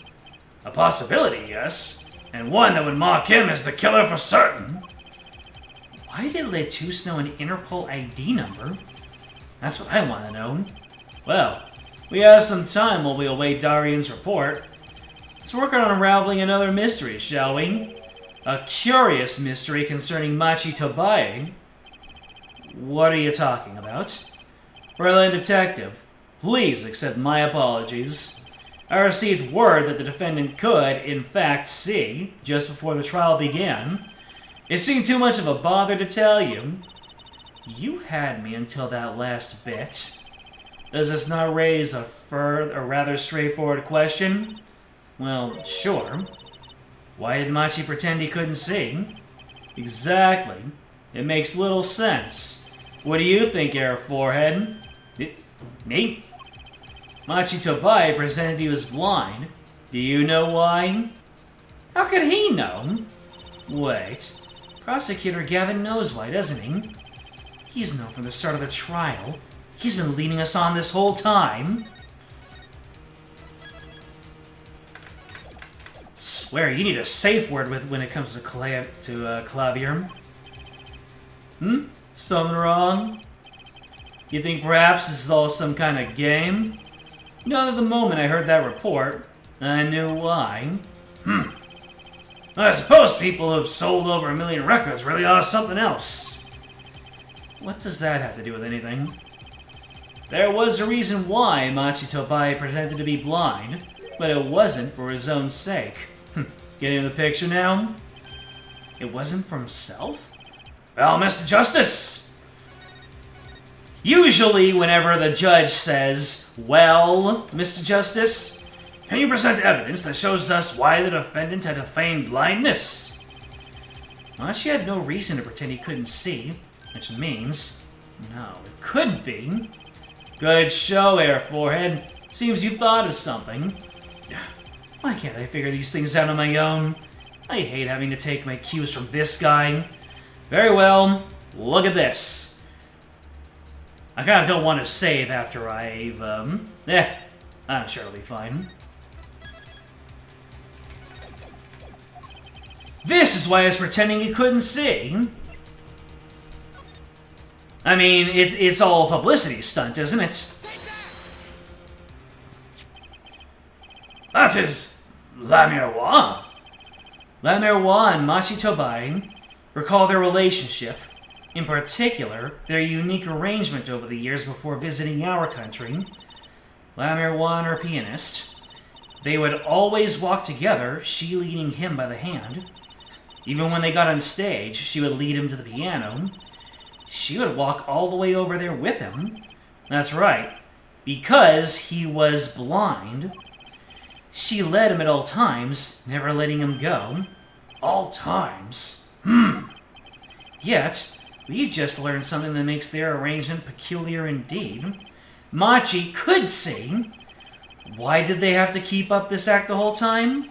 Well, wasn't it just part of their, performance? I think there's a simpler explanation.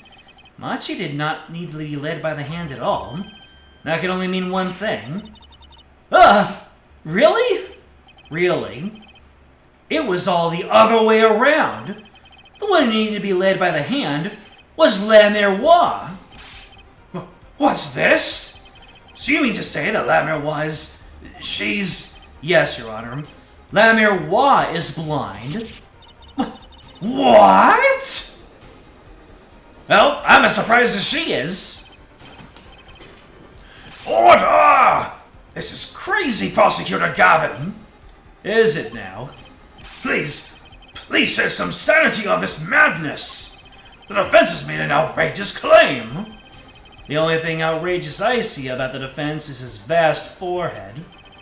Yet I see it is not vast in vain. This time. He's quite correct. But that makes no sense. Yeah. Wasn't she supposed to be the landscape painter in sound or something?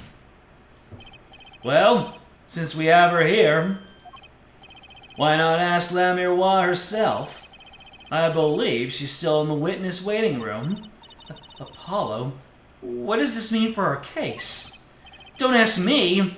I had no idea she couldn't see. I hadn't even imagined it until now.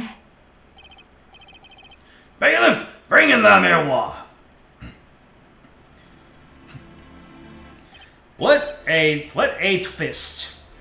La Miroir.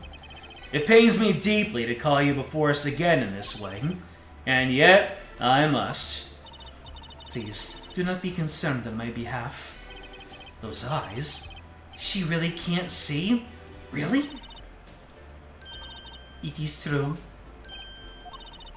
How funny it is that a tiny lie born in the Borginian countryside would one day grow to entangle the entire world. So you are? Yes, as it is mentioned before. I have no memory of the time before I became La Miroir. Note too that my memories begin in darkness. The word light has no meaning for that miroir. I see. You may recall me saying something toward the beginning of this trial there, Forehead.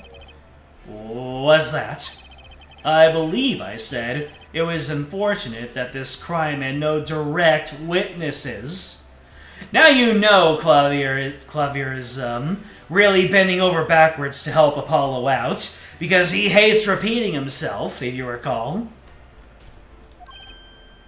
Now, La Miroir, I must ask you to stand once more. Will you testify to the court about your eyes? Of course. It was never my intent to deceive any of you. May I begin, Your Honor? Yes, of course. He likes to make you do your job. Yep, I can understand that feeling. Though I admit I'm a little lost here. I think we're a little bit lost here, Your Honor.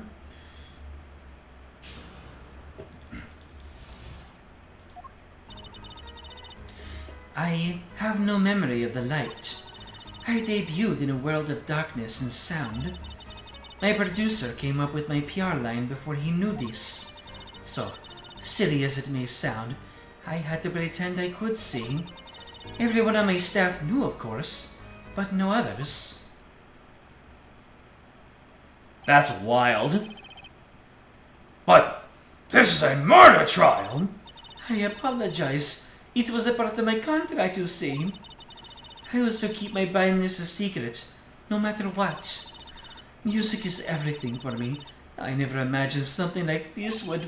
She had told us the truth in the beginning.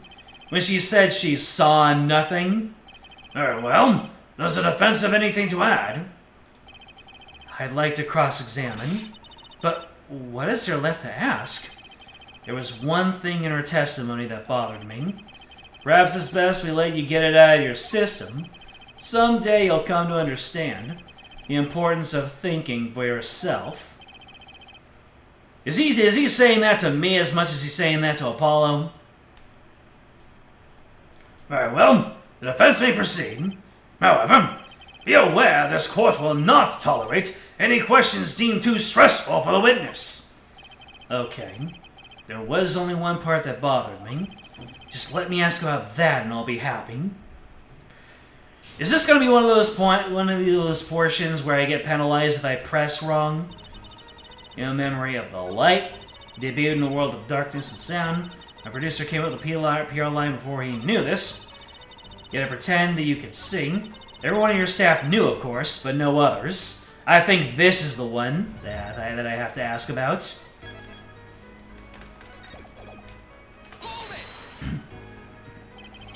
You say your staff. Do you include Mr. Letus? Of course. He was my manager. So he knew. And that's what's been bugging me. Something the matter, Mr. Justice? I believe I know what is bothering our young defense attorney. You are thinking of when you discovered the body, yes? Is he right, Apollo? Yes, I was. So... he was not talking about La Miroir when he talked about the siren. That's my guess. If he knew about it, if he knew that she was blind, why would he say that she's a witness? Unless he's talking about a different siren.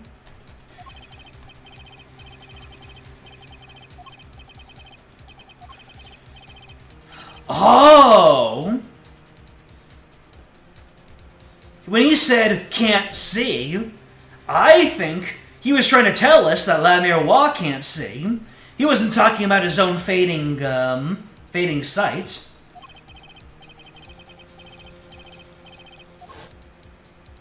I think I'm going all over the place with this right now. Mr. Letus told me to ask the witness, and he named you. Why would he do that? He knew you were blind. I don't know.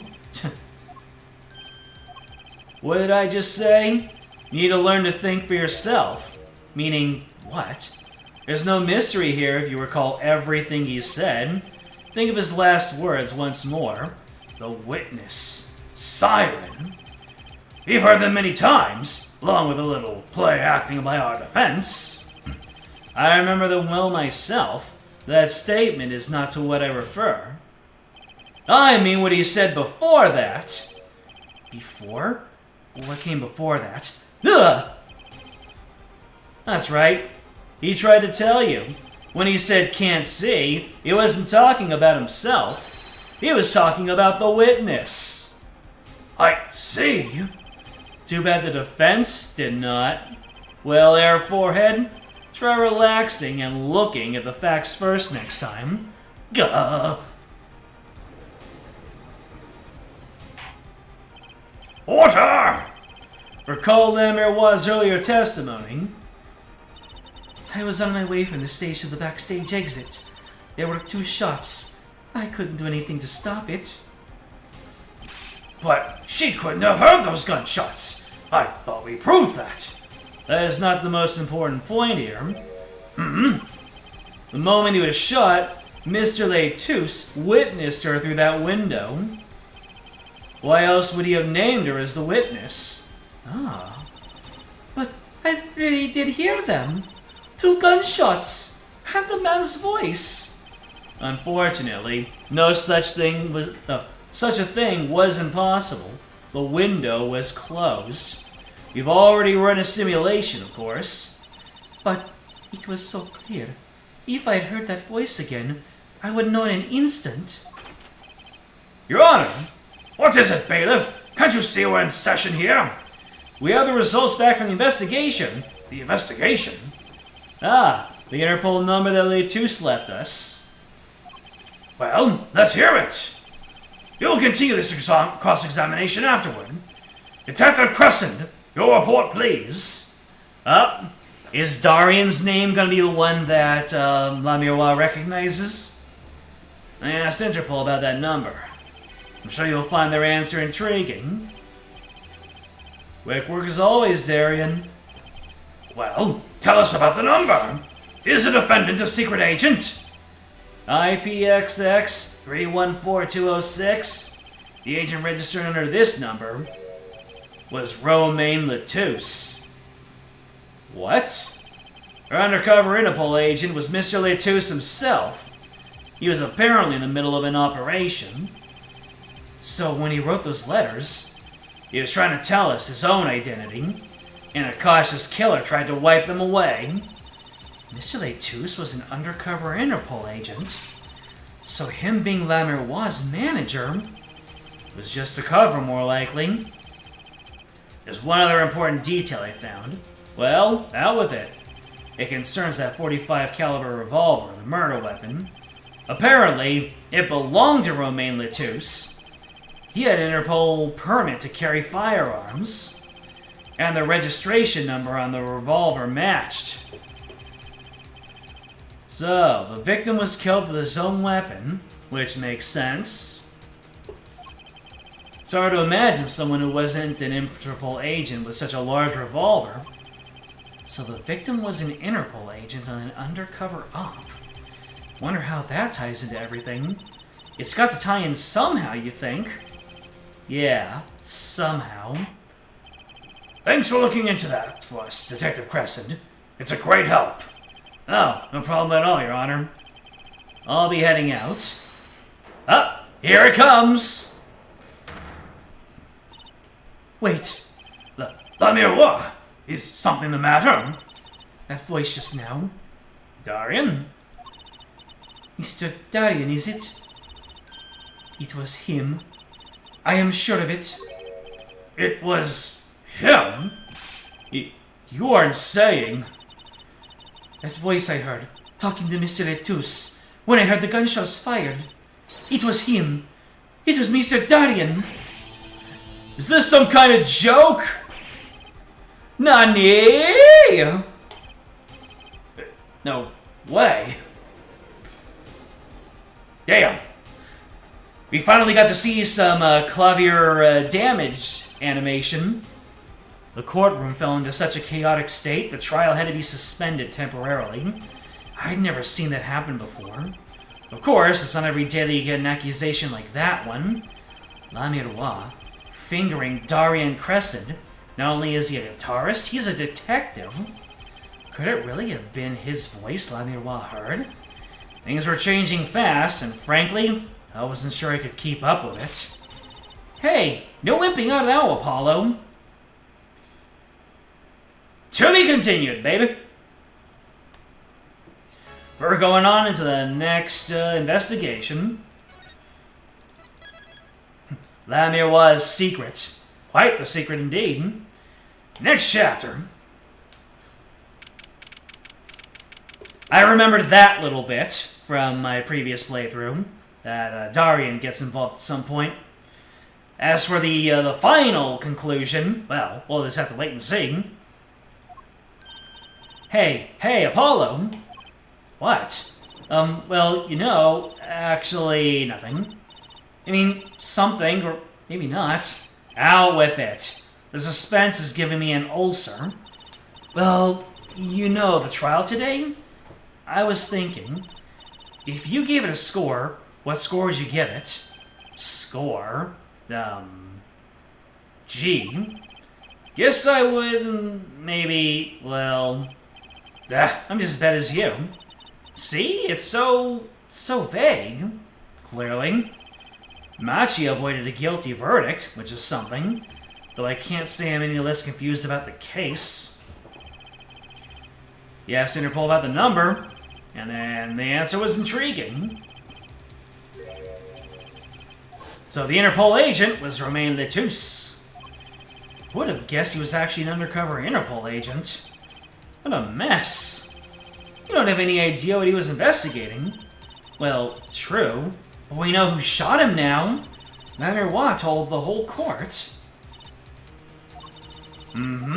Apparently, Darian is getting implicated now. The moment you finish an episode, you finish a chapter. Oh, wow. Isn't that some coordination? Hits another mystery, Apollo. I love mysteries. I don't. Speaking of mysteries, what's Mr. Wright up to? I wouldn't mind asking his opinion. Now that you mention it, I haven't seen Daddy around. What, is he some kind of stray that wanders in and out at will? I wouldn't say that, but he has been going out a lot. Some top secret mission, he said. Top secret? Anyway, you can't just rely on him to save the day. You've got me to help you. We'll be fine. Fine. Right. Well, time's a-wasting, as they say. Let's investigate. That's the spirit. I guess we'll go to the detention center. Maybe talk to Darian, see what his take is on everything. Machi may not be guilty, but he's still a suspect. But they don't have any decisive evidence.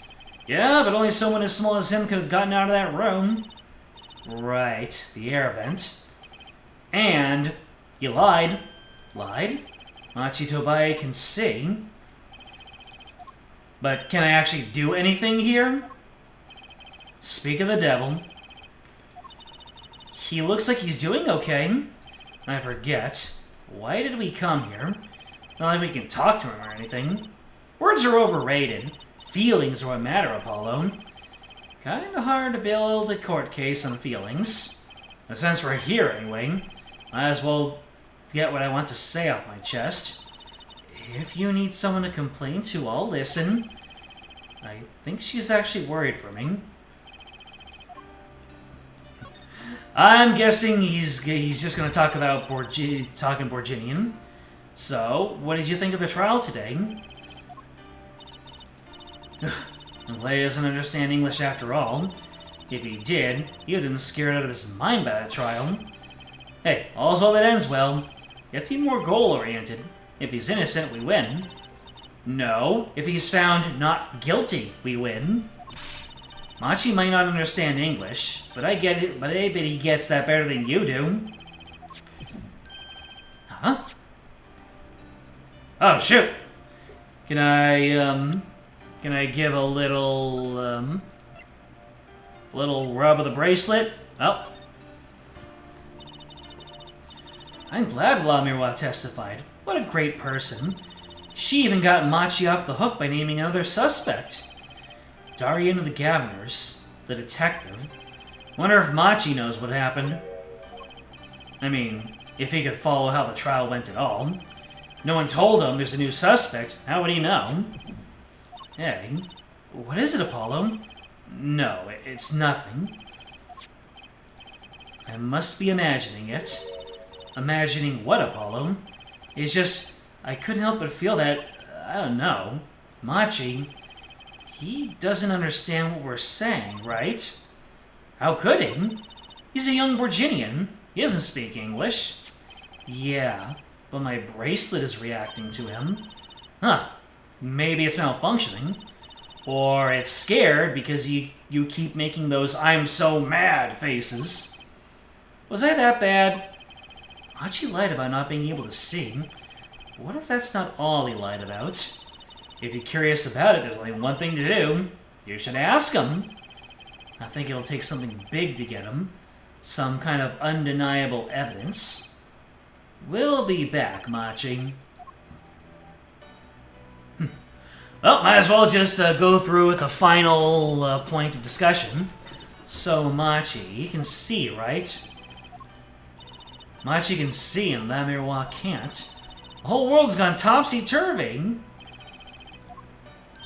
Sorry, Apollo. I don't think we're going to get any information out of Machi. Which makes sense. I guess it does. Alright.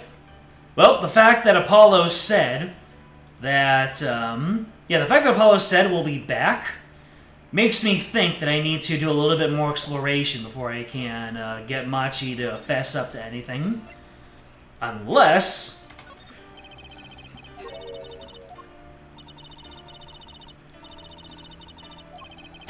You are very beautiful, fair maiden. Yeah, I think I need to go out and get some more evidence before I can, Oh, wait. Or do I have the evidence right now? Well, I can still go to the stage. I can still go to the stage, right? Yeah, the Coliseum.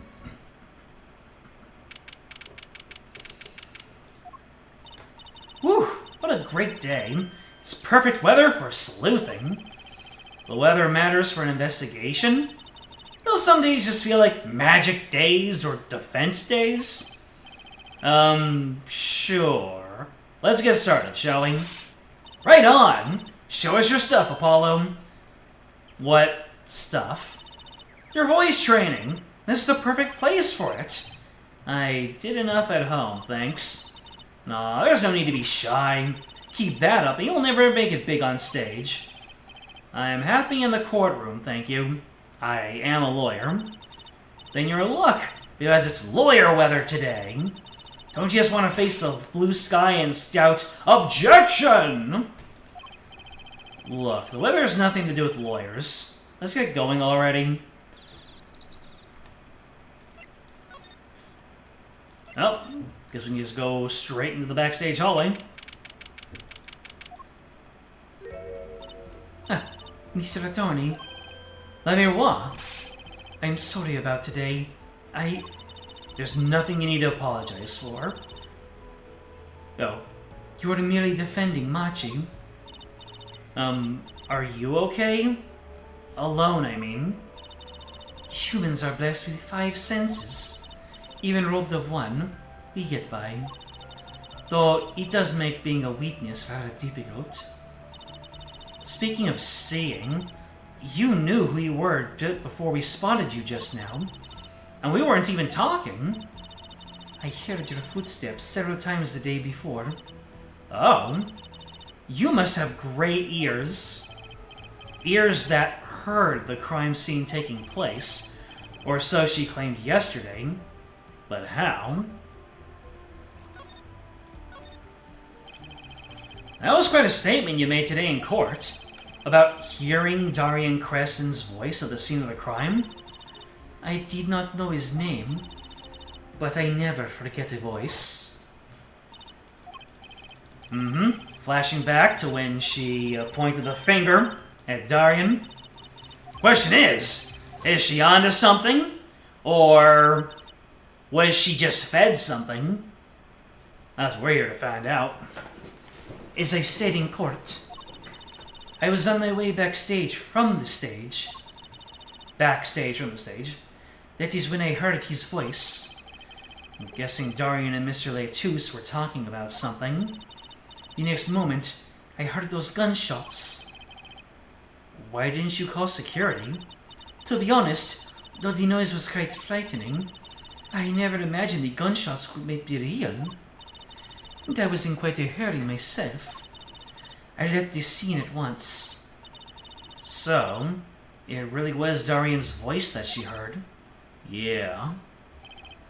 At least, she certainly thinks it was.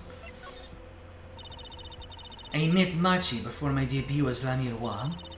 I was singing in a restaurant in Virginia, and he was playing the piano. Yes. He was very kind to me when he learned I could not see. Is that when you started playing opposites? With Machi pretending you couldn't see?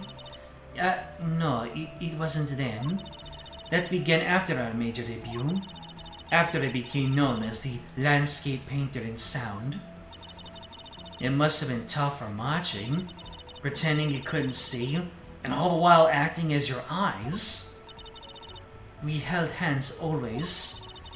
He would write with his finger on my palm to signal to me things I should know. He is a smart, gentle boy. I think I see what she's getting at. Machi would never harm a soul. About Mr. Latus. Yes, he was an Interpol agent, I hear. So, you had no idea? Of course not. No one did. I guess that's what it means to be undercover.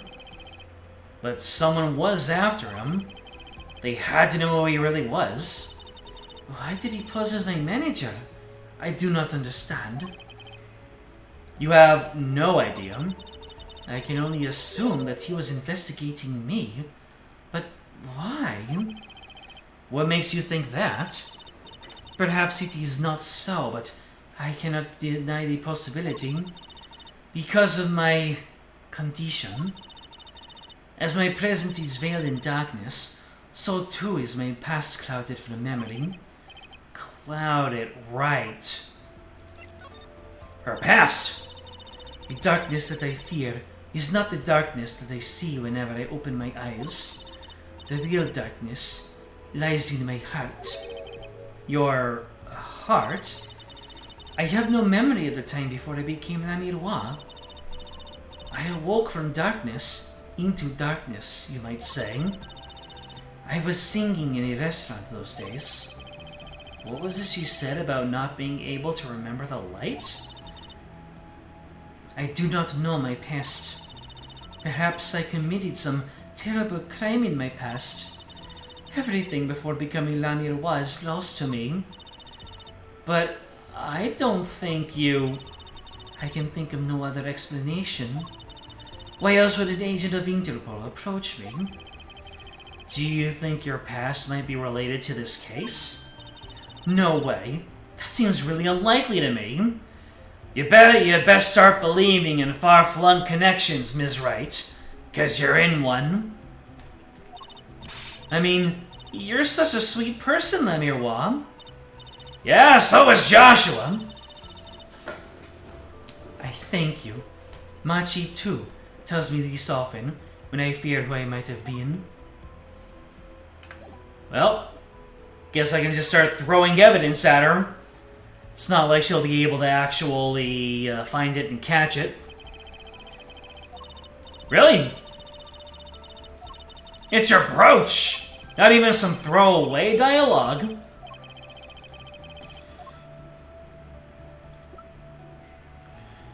Alright, maybe you have something to say about the murder? Nope. Well, how about the investigation report? I nailed you with that. Nope. How about your lyrics? Anything you want to say about your lyrics? Nah. Anything about this postcard? Nah. Well, might as well do everything. This was the revolver he had as an Interpol agent.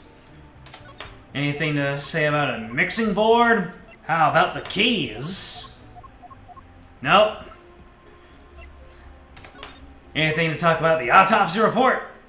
Anything to talk about the diagram? And last but certainly not least, look at this attorney's badge. Oh, wait. Oh, well.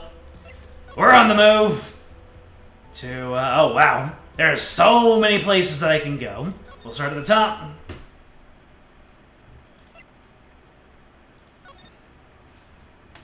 And I don't think there's anything new for me to find here. Well, let's look at Lamirwa's dressing room. It is the scene of the crime, after all. So this vent has the fingerprints of the defendant on it. What's with the long face? A little lackluster, you know. Lackluster? Using the air vent is so obvious. No audience is going to pay good money to see a trick like that. Things must look different through a magician's eyes. Be much cooler if a killer got out through that tiny window. Don't go there. You'll get your head stuck. Oh, what's this? Oh, they must have taken the writing as evidence. A part of the carpet has been torn up here. That was the part we did the luminol testing in court. Right. You know, I couldn't stop thinking, who's gonna pay for this carpet? As long as it's not us. Maybe the shooter? Guess what they say, crime doesn't pay. I would hope the carpet replacement costs weren't the only thing holding you back. What is this little cup here? Oh, just a stack of presents. You could give me a present, Apollo. Here, have a piece of candy. Gee, thanks! She must not get a lot of presents. Poor girl. Alright. I don't think there's anything. Well, we can talk about the window more. This is the window where Lamirwa saw the crime scene from. Wish it was that simple. Kind of hard to see a crime scene when you can't see, but she did hear it. Yeah, but the window was closed. Maybe she heard it some other way. Oh, now we're asking the real questions. All right. Guess we're going on to the stage next. Oh, looks like I'll have to, Did I even get any new evidence over here? Well, guess it's time for me to start throwing things in Machi's face. Maybe I did have the evidence the entire time. Not a moment he's likely to forget anytime soon. I'll never be able to climb another tower again, period. Well, this is the mixing board that we used before.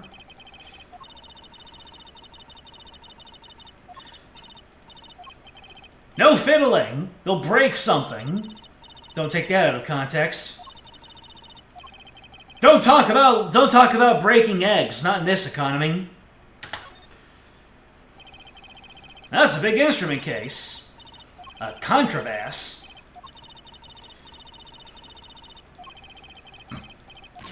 Still talking about truces.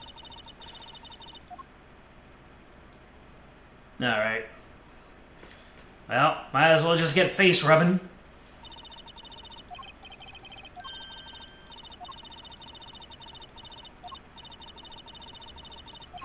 I guess there's nothing new over here for us to talk about, since they're recycling all the dialogue from before.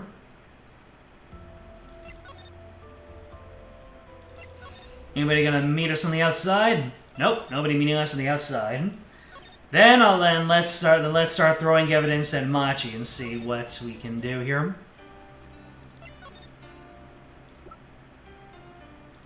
Alright.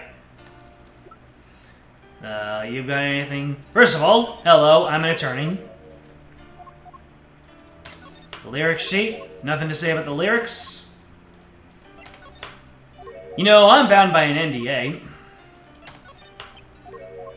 Nothing to say about Lamirwa and her picture. Well, yeah, I figured that maybe showing him something because he's able to see might might unlock something, but perhaps not.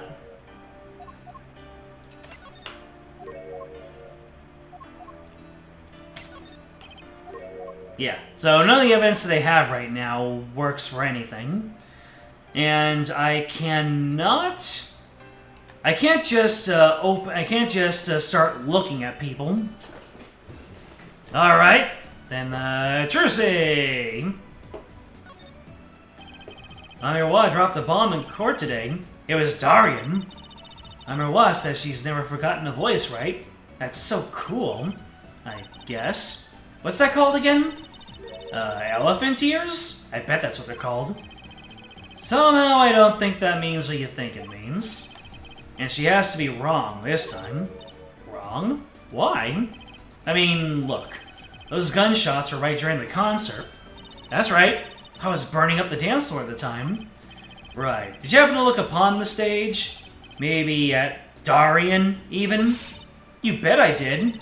He's one of the Governor's guitarists, after all. He's so cool. Oh. Right. All the Governors have a rock-solid alibi. Couldn't have shot Mr. Latouche backstage.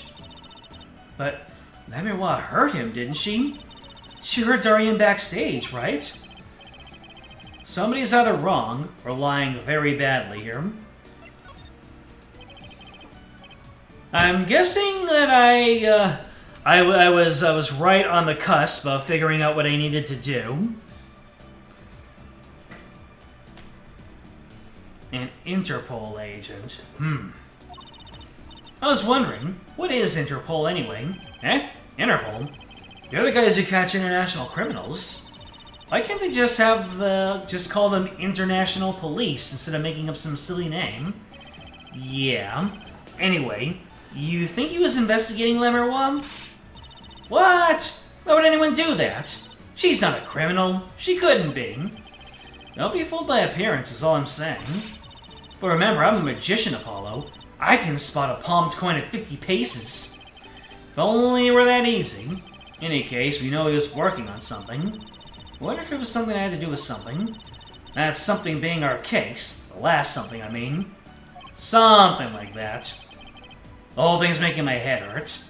What was Mr. Latouche up to? Oh? Trucy, was that another one of your tricks? It wasn't me.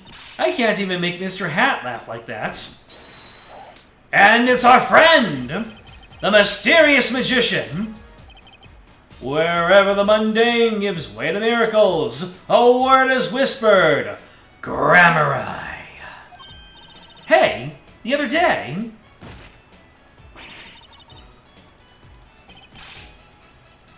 the guy who kept on weaving in and out of our paces. We didn't just imagine that, did we? He was wearing a silk hat. Friend of yours. We meet again. Nice to meet you. Who are you? And could you please stop smirking like that? It's you! Uncle Valent! Uncle Valent? He's your uncle? No, silly. It's the great Grammari, Valent Grammari, the Grand Magician. Yes, it is I, the great Valent Grammari, as seen on television. And could you please stop smirking like that? It's been a while, Ms. Trucy. 7 years, to be exact. My, have you grown? It's good to see you again, Uncle Valent. You look exactly the same. I hate to intrude, but what is a great magician doing paying us a visit? Visit? I believe it was you who wished to see me. So be quick with your questions. Snap to it. And do not quail, quake or quiver. I am quite tame. Though my stardom may sear the sight, I'm quite down to earth when need calls. Ha ha ha ha ha! He does have a certain aura to him, it's true. He's the killer, isn't he? Let's ask him about the case, Apollo. His aura sure isn't lost on our magician in the making. She's practically drooling with enthusiasm. After all, Uncle Valent's one of Daddy's best friends. That's why I call him Uncle. What? Daddy, you mean Mr. Wright? No, I mean my real daddy. Duh! Trucy's real father? Wait, what's this? He pulled something out from behind my ear. Why, it's a pack of cards! Can he manifest a Garchomp EX for me? Let's see. Alright, we're opening it up. Let's see. So first of all, is there even anything in this pack? There's nothing in this pack! So we can just go through Snora and Vespiquen, Starly, Barboach, Greg, Gengar. Lovely. I'm guessing he just picked that up on the way over. And, he got it on discount because the people knew that it had nothing in it. Oh well, it was still a cool trick. Wait, Apollo. Don't tell me you don't know about Troop Grammari. Troop Gram-Ree? Okay, it's Grammari, not Grammari. Nope.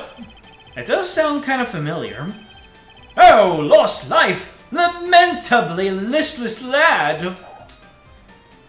To not know the greatest troop of magicians on the planet! Valence Grammari. The name began to surface in my mind. It was a name I had heard on television as a child. You bet you've heard the name! He made a cruise ship disappear and blew up an amusement park. Oh, and he made all the gold disappear from a safe, and then escaped from a high-security prison. You said he's a magician? I open the locks to hearts chained. My mediocrity. This is true miracle of Troop Grammari. Wait, Apollo? What, Apollo? I do remember seeing you on television a long time ago. Weren't you with someone else? Like, a duo? A duo? Yeah, you had a partner. Something Grammari. Yes, Zach. Zach Grammari.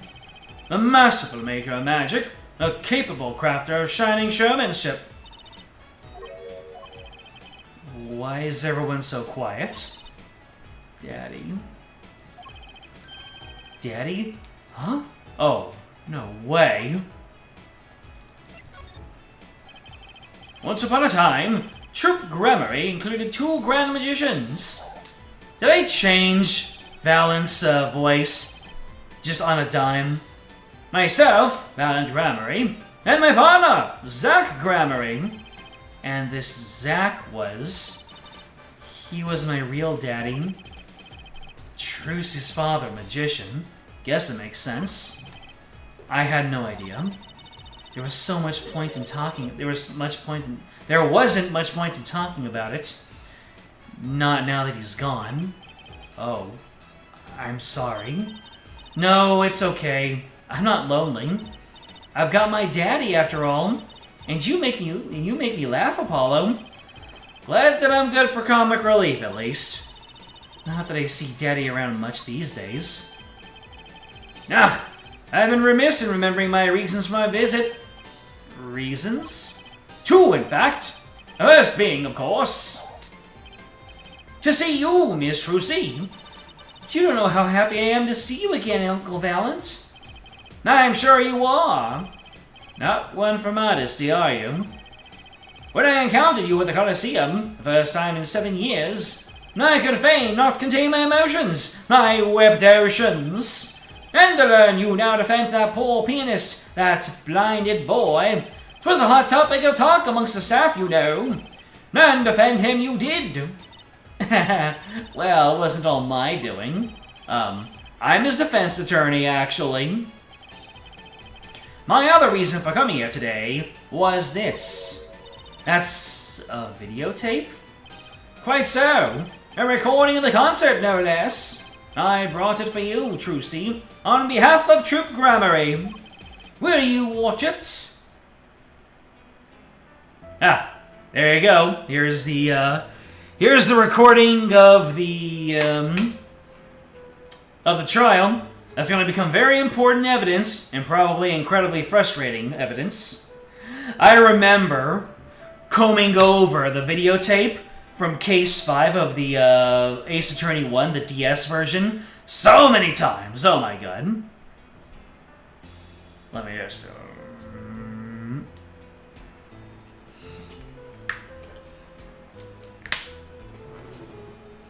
And it sounded in my teeth this whole time. So, I noticed it the first time. Yep, that's the guitar lighting up on fire. Actually, was it the guitar lighting up? Because it's not on fire yet. There, and now it's gonna happen because they're on the lyrics about burning.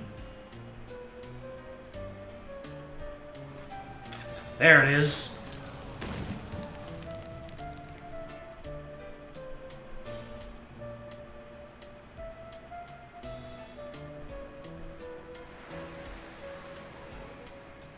Man, she really went with that whole cloak catch very well.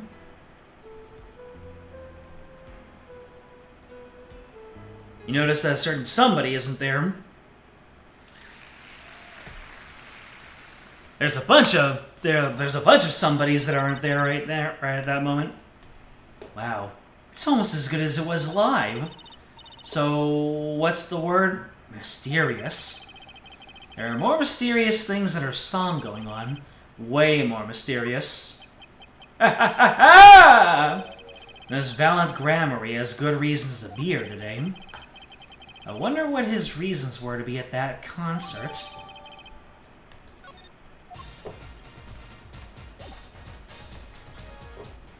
Wait.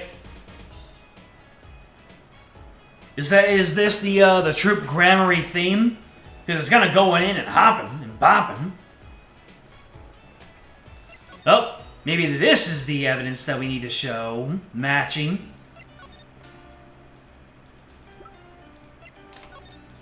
Absolutely not. Well, I'm sure we'll find something elsewhere.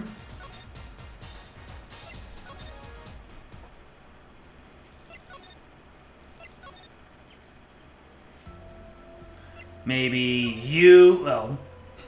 I don't think that the videotape will have anything for her. Oh. We took a look at your performance again. It was even better than the second time. Thank you.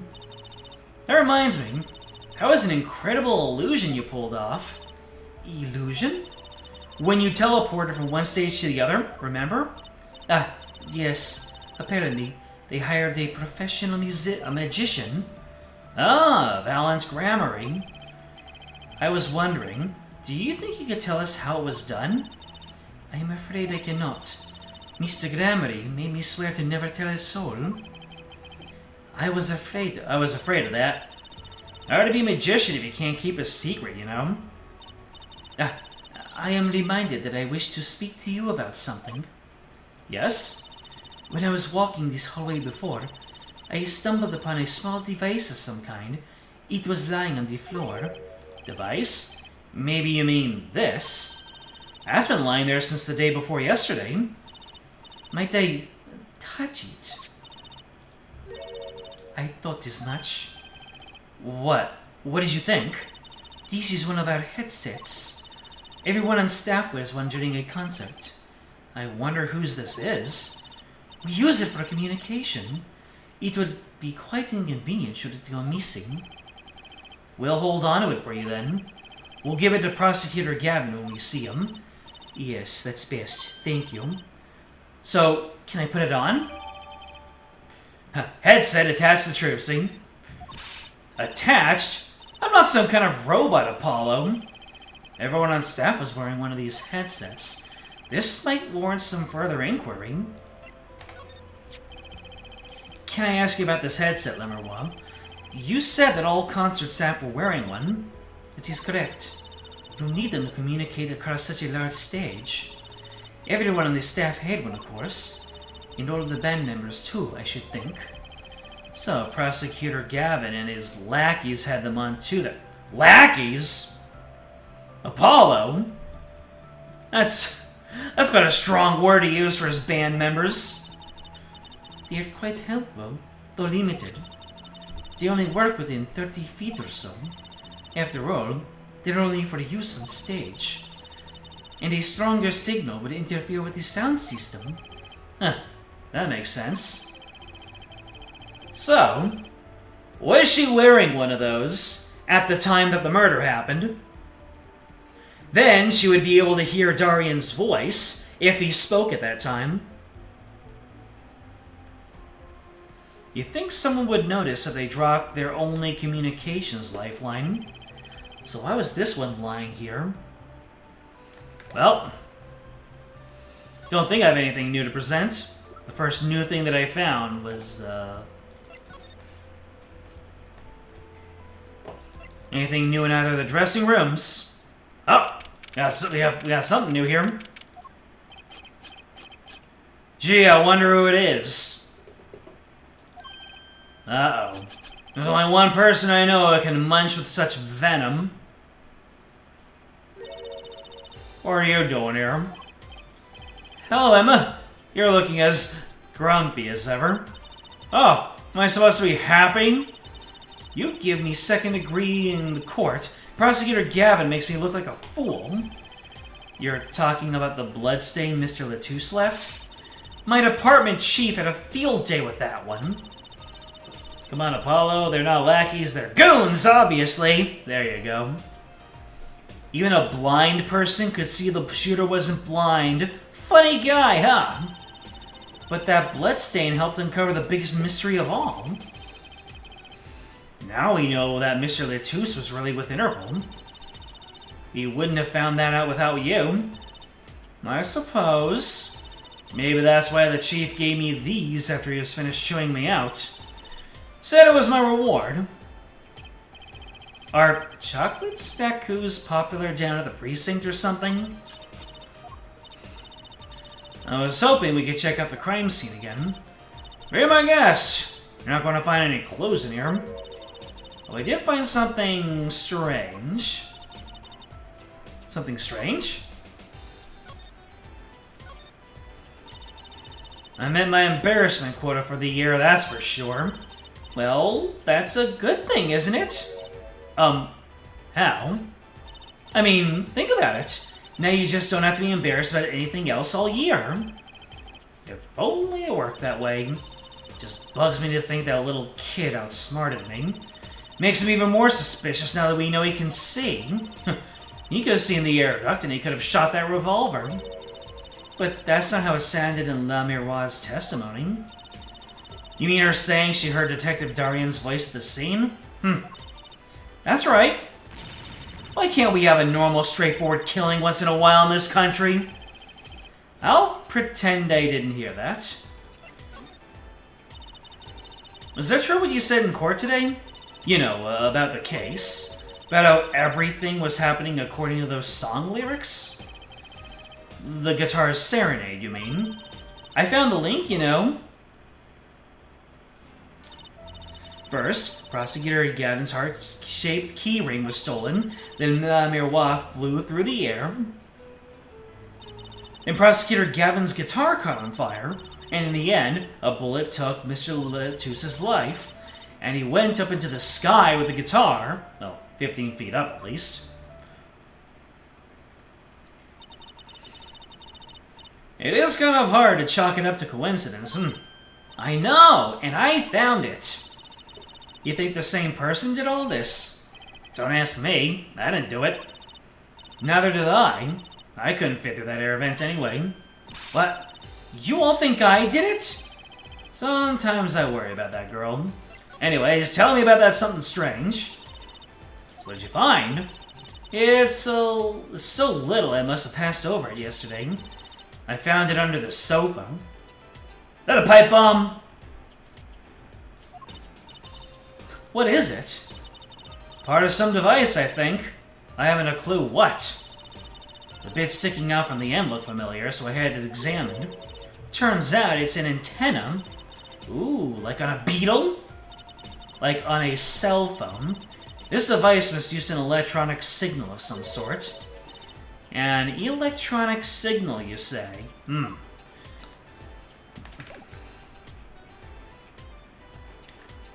I don't suppose I can have that added to the court records. So there's no new evidence to find here, but maybe... Do you have anything to say about this headset?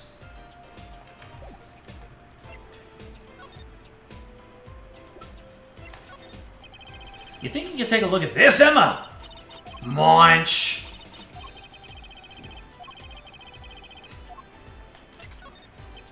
Nothing to say about the performance? Well, how about the diagram of the scene? Crime photo!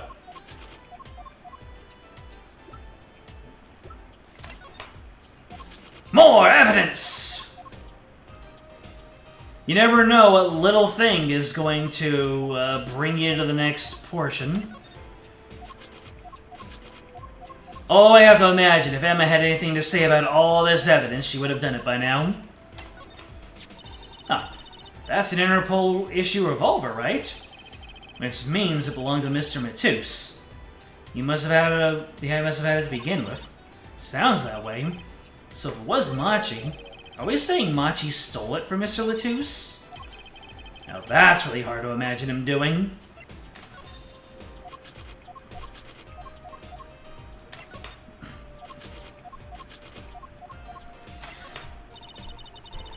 Why do they have to commit their crime according to the song? Seems like it'd be more trouble than it's worth. Maybe they were trying to throw off the investigation? That's certainly possible, but risky, don't you think? Just carrying someone as big as Mr. Latus would be tough enough. She may be a snacking fiend, but sometimes she makes some sense. You know what? I've already presented everything. Let's just go ahead and have her poke fun at me.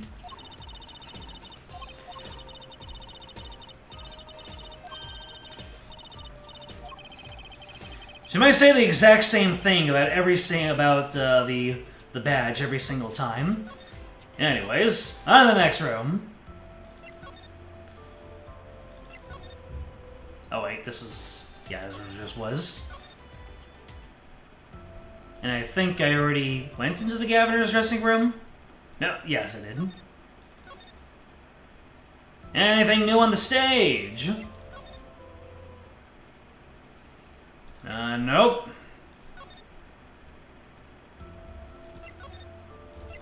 Yep.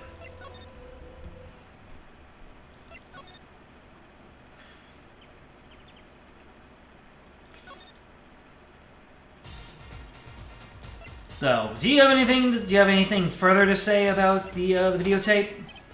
So I was wondering, that stunt in the middle of the song there, I didn't see a stunt. What about La Miroir vanishing and reappearing? Oh, that! I guess I'm so used to seeing that happen I didn't even notice. So young to be so jaded. A simple sleight of hand, a petite prestidigitation. A modicum of magic from me to you. So that's why you were at the concert? Yes, I was there to watch my trick take to the air. So you're the one who knows how it was all done. Of course! I'm like a deity, with the stage as my domain. I suffer no mystery upon the flooded boards, not grass twist my fingers. It is a potent, primeval power I possess. Well, do you think you could tell me how it was done? Hey now, Jersey, that's like totally against the rules, Apollo. Not during a murder investigation, it's not. Mine on, for my illusions are mine alone, monsieur. Also what? Recall that a terrible occurrence happened later, well after my illusion entranced the audience. Oh? Don't even ask. I won't answer. Is he French? Or is he just like saying French? Too bad for you, Apollo. Whose side are you on? I, Valent Gramarye, now make my leave, Miss Trucy. There's no need to rush, Uncle Valent. You should stay a while. I'm afraid I cannot. I may not, and I shall not. I have been asked to assist with an analysis, and so I shall slink back to the scene. So, you'll be at the concert venue today? Correct. If you would call me, come to the Colosseum. See you later, crocodile. With a whirl of his cloak and a wink of his eye, he turned and walked out through the door. Normally. Well, there you go, Apollo. Let's get cracking. Right. Valent Grammary. Got a few more things to ask him. Foremost among them, a bit of magic that made La Miroir disappear, and how he knows Trucy earned a real father. I'm guessing he's going to be at the venue now. Or maybe not.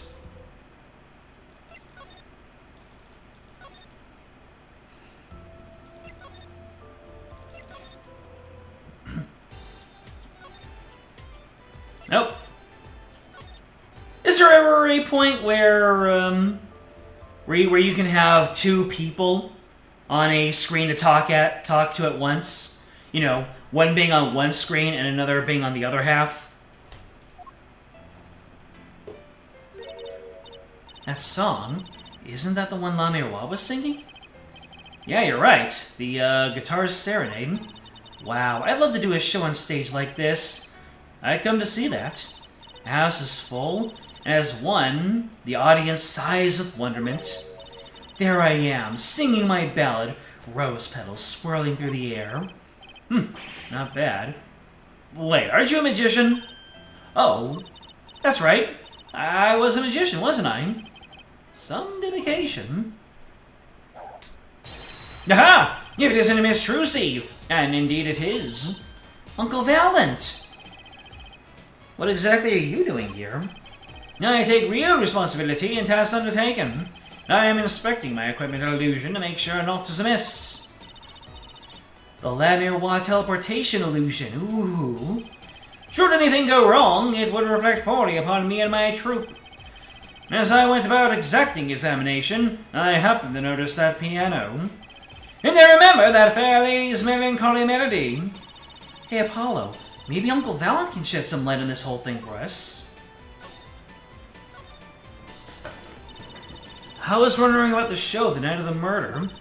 La Miroir's vanishing act was your illusion, right? Indeed. The purple prosecutor petitioned my performance. At the climax of the song, he said, make her disappear, like a dream. Like a dream? Yet, what can I work on the stage meant for musical endeavors? There are none of the conveniences of a stage built for sorcerous acts. This was a charging task, and I so accepted.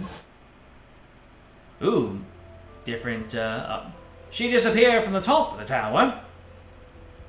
But in order to move, you would have had to use some sort of secret tunnel. People come to me because I'm a professional among professionals. My illusions are custom made for a time and a place. Now, because of the murder, all eyes of the nation are on this concert. Not a bad thing as far as the fortunes of Troop Grammary are concerned. So, you were here checking up on your trick to make sure it went well? And went well it did. Now, speaking of pianos, that piano over there troubles me. It troubles you? Why? Why? Why do you ask why? I think it's probably quicker if I go check it out myself, I think. Before that, we can talk about Troop Grammary. I know what you're all thinking in that head of yours. Grammary, yes, you say. I recall seeing him on television. Something of that sort. Actually, yes, you're right. Wow, he just read your mind, Apollo. Or everyone tells him that and he makes a good guess. It was 20 years ago. A young magician, a genius of his time, came down among us. His name was Magnifique Grammary. It was he who began the great Troop Grammary. At his prime, not a day passed that he did not play upon the screens of every TV there was. I do have a vague memory of someone like that on TV. Yet, several years ago, that time came to an end. My troupe pulled the Vanishing Act, yes. Cries for magic no longer heard. The TV screen a barren waste, stripped of illusion. That's not true. I still went to all of your shows. Shoes? Like that one in the parking lot down at the supermarket. When you start playing in supermarket parking lots, you know you're in trouble. We own our skills at these small venues, always waiting our time. Yes, one day we will rise up from obscurity onto fame's shining stage once more. I do this not only for the magic that is Gramarye, but for my partner. Your partner, you mean? Yes, Zach Gramarye, Trucy's father. Before I disappeared 7 years ago, there was no name higher than Gramarye in show business circles. None. I want to see us return to glory. I, Valiant Gramarye. Tell me more. Our founder, Magnifique Gramarye, was truly a genius, a worker of miracles. I'll never forget the one I saw when I was little. How he made that whole jumbo jet go, what happened to the jet again? Apparently, someone doesn't remember it as well as they thought. Of all the would-be magicians who came to his door, only Zack and I had the talent. In no time at all, Valent and Zack were shining stars in the Gramarye crown. Cool, huh? And Zack Gramarye was my daddy. Now that Magnifi and Zack are gone, I have but one wish. To let it be I, Valent Gramarye, who brings the Gramarye miracle back to the stage. I am rooting for you. Miss Trucy, you cannot grow up quick enough. I need your skill by my side. One skill coming up. How do you manage to get off the topic of the case so quickly all the time? Anyways, let's see what's going on with this piano. That's one big piano. I never actually played one. You should get Mr. Wright to teach you sometime. No good. He can't play either. I kinda feel bad for the guy now. Maybe now's my big chance. Stand back. This could be the debut of a prodigy. Ew. Did you make that noise just now? Let me try it again. You know, I think something's stuck in the piano. I'm gonna take a look under the hood, baby.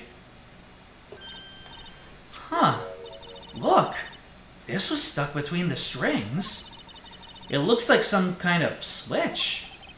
Someone must have thrown this into the piano.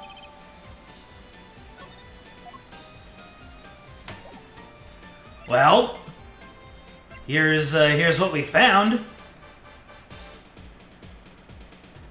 Push the button! This switch sitting here, tempting me to push it. Don't! You might blow up the whole Colosseum. Apollo, please. Think that every strange switch triggers a bomb? That kind of old-fashioned crime drama thinking doesn't cut in our busy times. Alright, Trucy P.I. Please enlighten me. What do you think the switch does? Maybe it turns on the electric razor in Prosecutor Gavin's dressing room. A switch as big as a razor to turn on a razor? Okay. Anything else for me to look at? Nope, it's just a switch. Words cannot express my shock and chagrin. All I see before me is this stage and me upon it. Nothing smaller, nothing less radiant catches my eye. True, you're getting on in years. Not much time left to make your mark, huh? He does not know I was saying it. So he doesn't care about what I have to show him. I get the point. Alright. Anything else? Well. Anything else you can say about the stunt? Oh. We're going to be repeating all of the dialogue that we already was able to hear. That's right.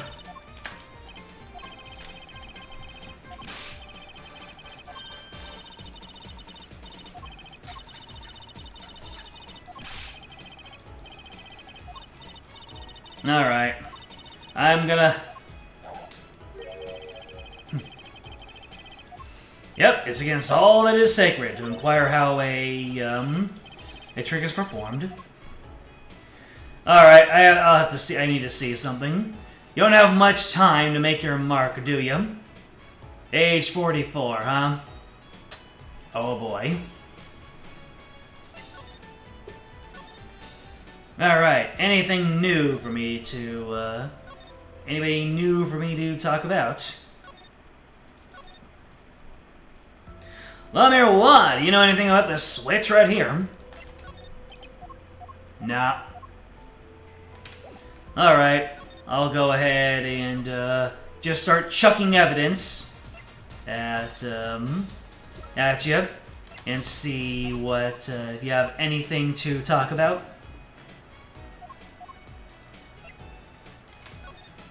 And we already talked about this.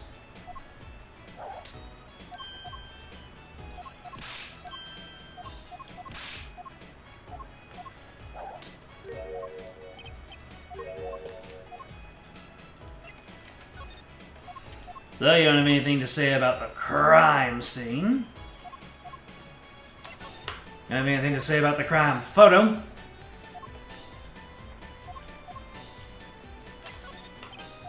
Nothing to say about the autopsy report. How about these keys? Nope. You never know when someone might have something to say about evidence that seems completely unrelated.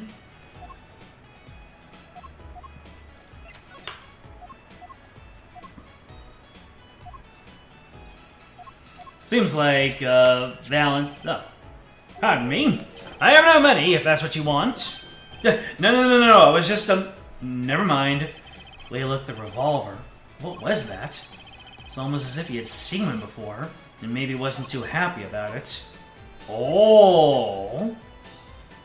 That may not have been necessary in order to progress, but it did give us a little something to think about.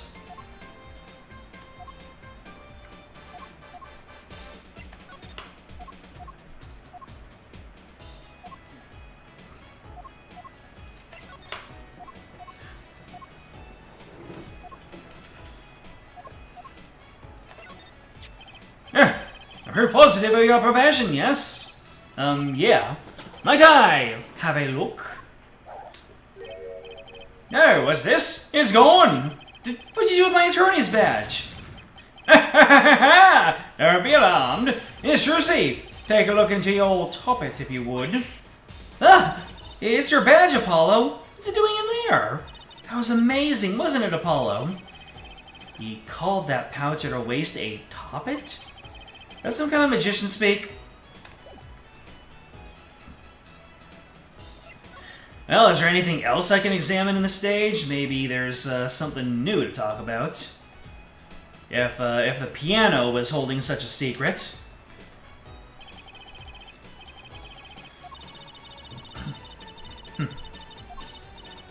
For some reason, all of the conversations have been refreshed.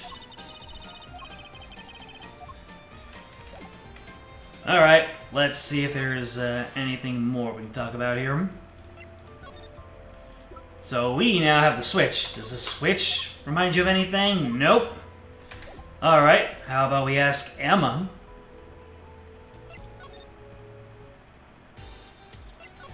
Does this switch mean anything to you? You think you could take a look at this? A small device. Looks like a transmitter. A transmitter? You press the switch here and it sends out a signal. No idea what it's for, though. A signal? You mean an electronic signal? What is it, Apollo? Say, Emma, you know that strange object you said you found? Oh, this? Let me try pressing the switch.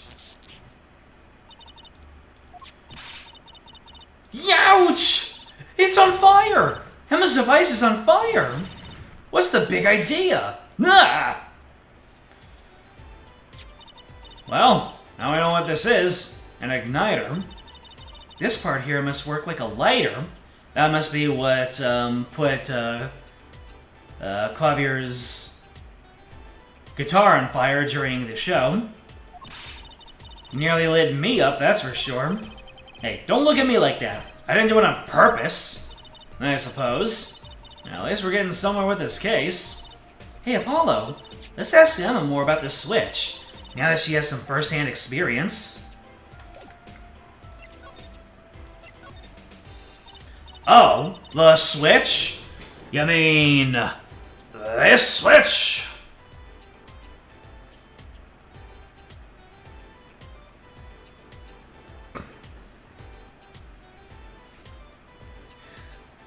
So Emma, were you able to pre-order a Switch too? Judging by her face, no, she wasn't able to. What are you trying to do, burn me alive? Come on, it was just a few sparks. Says you. You weren't the one holding it. There's enough sparks flying around here with just the two of you talking. Anyway, now that we know this is a remote for an igniter, let me see that for a second. Well, this is definitely a little transmitter. The signal's weak. Probably only reaches 30 feet? A transmitter, huh? It's been updated.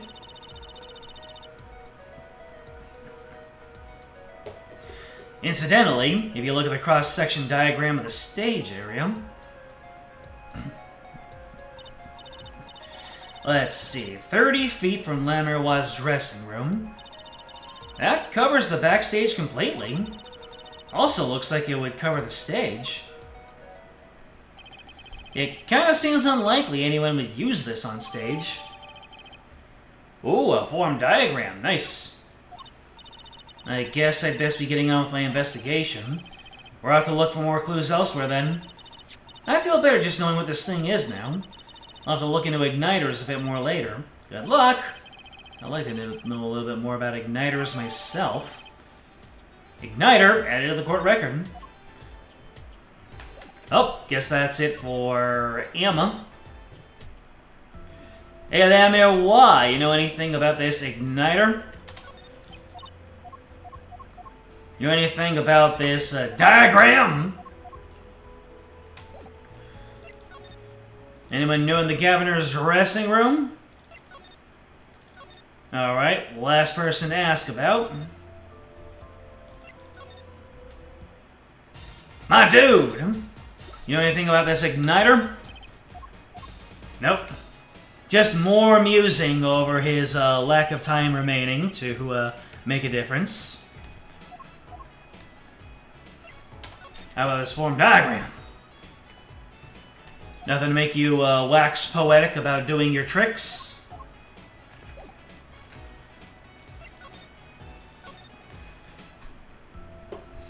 Unless they wanted me to ask Emma again about all the stuff that I got.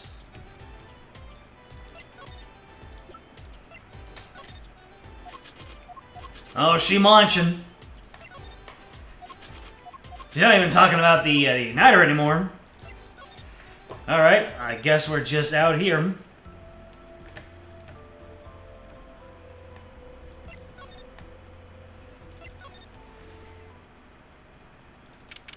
Who's meeting us out here?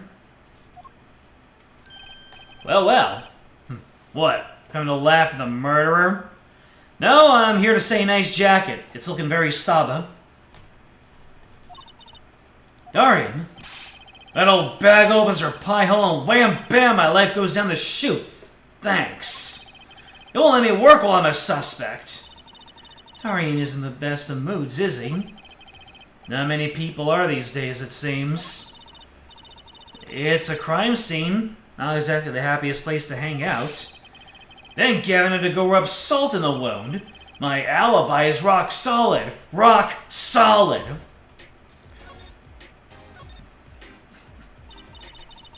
So, about your alibi. You have to ask. The shooting happened around the middle of the third set. And, that's right. Music was blaring when we heard those gunshots. And found Mr. Latouche dead. I got 10,000 witnesses who saw me too. Right there on that stage. Your guitar playing was something else. Ha, thanks, little lady. See? This whole thing's a sham. Can't believe they aren't letting me work. No need to yell at me. It's Lemuel's fault. She was the one who said she heard his voice at the moment of the crime. Man, I didn't even talk to that old windbag. Old bag? Where? Probably chasing Edgeworth down wherever he is. How could she possibly identify me? They won't let you work? He won't let me work. Gavin! Still gotta lay low until the suspicion is cleared. What suspicion? He can be such a stick in the mud. Mr. Gavin? A stick in the mud? He may look all flashy and showy, and he's straight as an arrow, man. Except when he's depressed. You hear him whining the other day. Oh, you mean the thing with the mixing board? And then there was the performance just now. What was that all about? Yep, this part is off. It's the second guitar. You, my man. He's just a perfectionist is all. Not a bad guy, really. Well, I think the Gaviners are the best. I have all your albums. Band's fine too. Gavin can write a good tune, I'll give him that. Come to think of it, I haven't seen Prosecutor Gavin around much. Oh, he's down at the prosecutor's office, most likely. The prosecutor's office? I've never been there, have I? The data on the victim should have come in from Interpol. Normally I'd be down there dealing with it. Normally. Apollo, let's go check it out. I've always wanted to see the prosecutor's office. Maybe that's not such a bad idea. Right on! Ugh, stay high for me, okay? Oh, and screw you. Yeah. Hair. And tell him I want into that crime scene. We'll be going now. Hey, wait. Yes? What do you think really happened? Really? You don't think I did it, right? Well, great. Way to instill a guy with some confidence. Just remember, I was ripping it up on stage when it happened, okay? Ripping. Don't get led astray by some siren song, eh? Get this one wrong, you'll be eating humble pie for a year. I'll bake it myself. There's something next level antagonistic about that laughing animation. Let's not talk to him anymore, alright? Detective Darian Crescent. He's the one stone I'd leave unturned if I had a choice. Oh, he is up and left. Oh, we're going to Gavin's office. And there are rose petals everywhere. So, this is it. The Gaviner's head office. It's not the band's office, it's the prosecutor's office. Yeah, so that's why I'm asking. What is this creepy thing, object, whatever? Looks like Prosecutor Gavin's on the phone. We'll have to come back. Or we can hide behind that bookshelf real quiet-like. That's eavesdropping. Why? We'd just be waiting, quietly, so we won't notice. What if we heard something scandalous about the band? She'd make a good reporter for a gossip mag. What? A replica? So why was he after it in the first place? Yeah, Latus. Latus? Look, don't talk to me about those Borginians, okay? Just get me that report, chop chop. And stop leaving mysterious objects in my office, okay? Ugh. It's times like this when I start to miss Darian. Huh? Hi, I just thought we'd drop in. Hope you're not mad. How could I be? There's not enough tee-hee in the world, in any case. Have a seat. Prosecutor Gavin, the philanthropist. Watch and learn, Apollo. So, who have you come to see? Huh? Clavier, lead vocalist for the Gaviners? Or Prosecutor Gavin, scourge of the courtroom? What do you think he means, Apollo? I think he's giving us a choice. You can either ask him about the concert or the case. Which way to go? Can't we do both? That reminds me, did you see the paper today? Yeah, I always read the TV section. Good girl. How about you, Air Forehead? I read the funnies. Then you will not have seen this. Concert of Tragedy, the prosecutor's deadly song? Ooh, is that a new show? I haven't heard about that one. It's not a show. It's an article. News, you know. Oh, does this have anything to do with the case? Since getting back from the trial, my phone's been ringing off the hook. How does it feel to take a man's life with a song? You ever hummed a man all the way to death row? You think you could sing for me over the phone? It's endless. Endless. Thanks to the case you made today, of course. Oh, that was all Apollo's idea. Hey. Is that a newspaper over there too? Oh yeah, the Borginian Daily Bugle. Go ahead, take a look. Thanks, but I can't read Borginian. Oh, that's alright. Suffice it to say, this is big news over there as well. Though they didn't go so far as to mention the lyrics to my song. Probably no one in Borginia could believe it. It's probably seen as just a theory at this point. The game theory! Thanks for watching. Their journalist didn't see the need to mention it.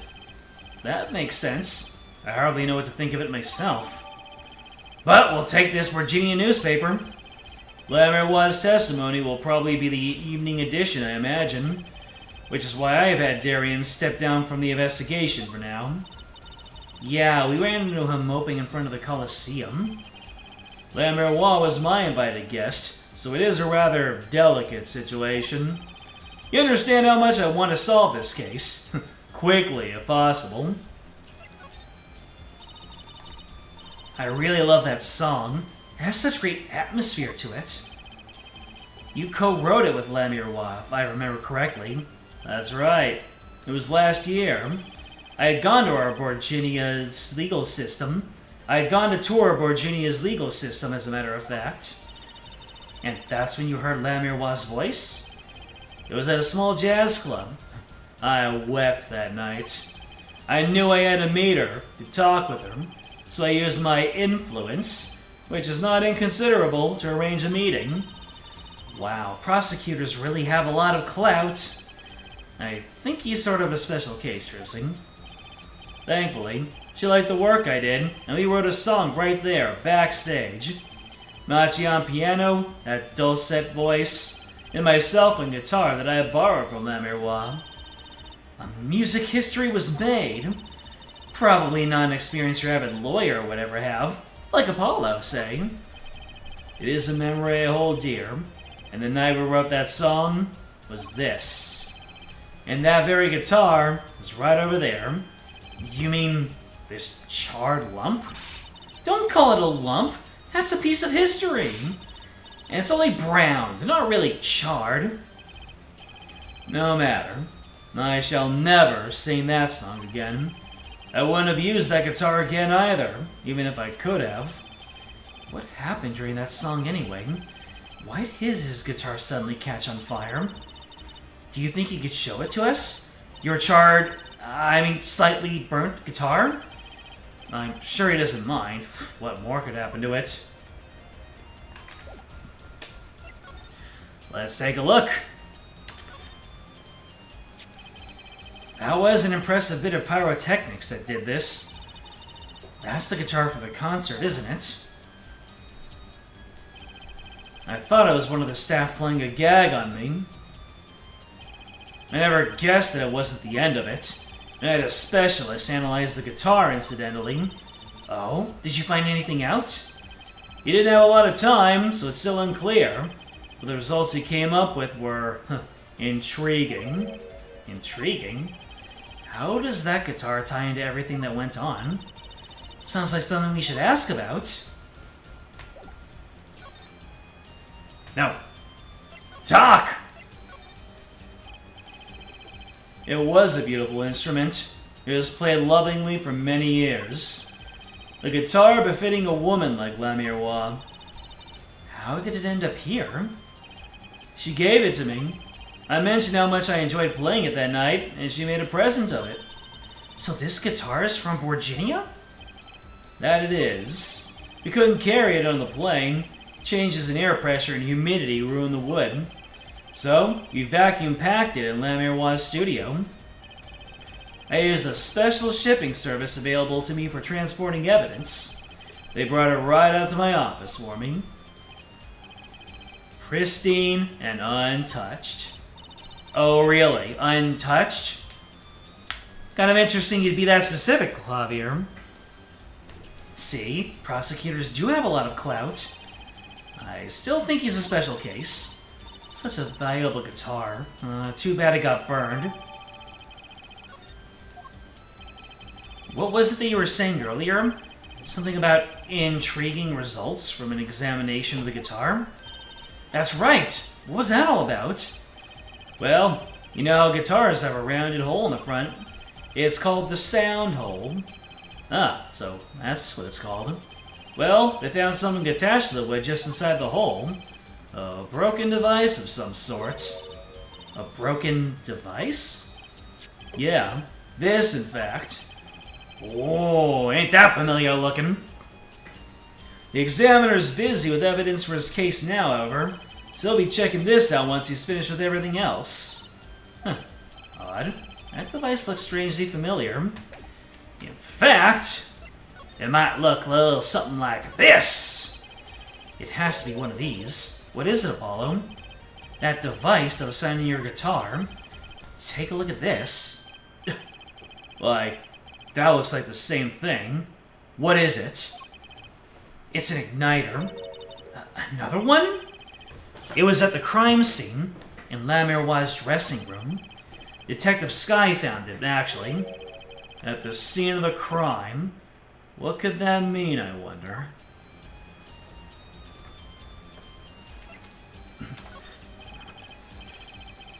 Prosecutor Rabbit, wrap this remote. Wait! You say something? This remote control might be valuable ammunition for the trial tomorrow. Too early to show my hand now. You'd think with someone with such a loud voice would speak more clearly, yeah?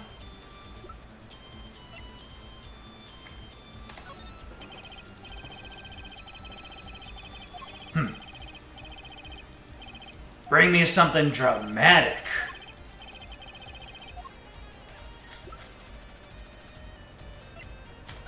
Did you wear one of these? That looks like one of our tour-issued headsets. Where are you wearing it, Fräulein? I thought it'd be cool. I could pretend I was concert security and stuff. Actually, we found it at the venue and thought you might want it. Oh, no, please. You keep it. It goes well with your cape, Fräulein. Ha, you think? She does look like she's on a stage, that's for sure. Really? The performance isn't dramatic enough for you, Clavier? Well, you're not going to talk about the... you're going to talk about this? Nah. What about your keys? Do you want to talk about your keys? Nope. The keys are not dramatic enough for you. Anything about the murder weapon?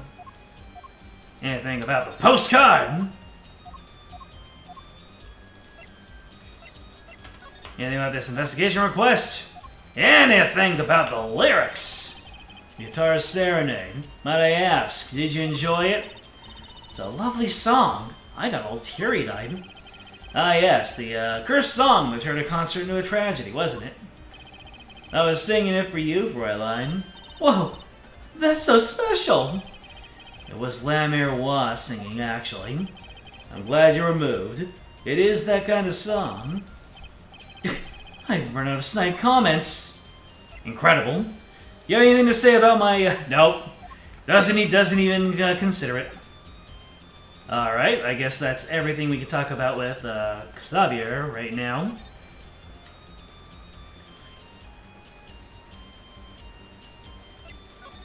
I wonder...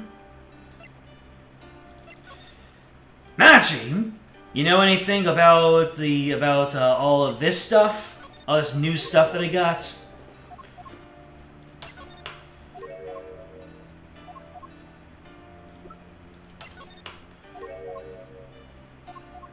Nope. Nothing new, I guess.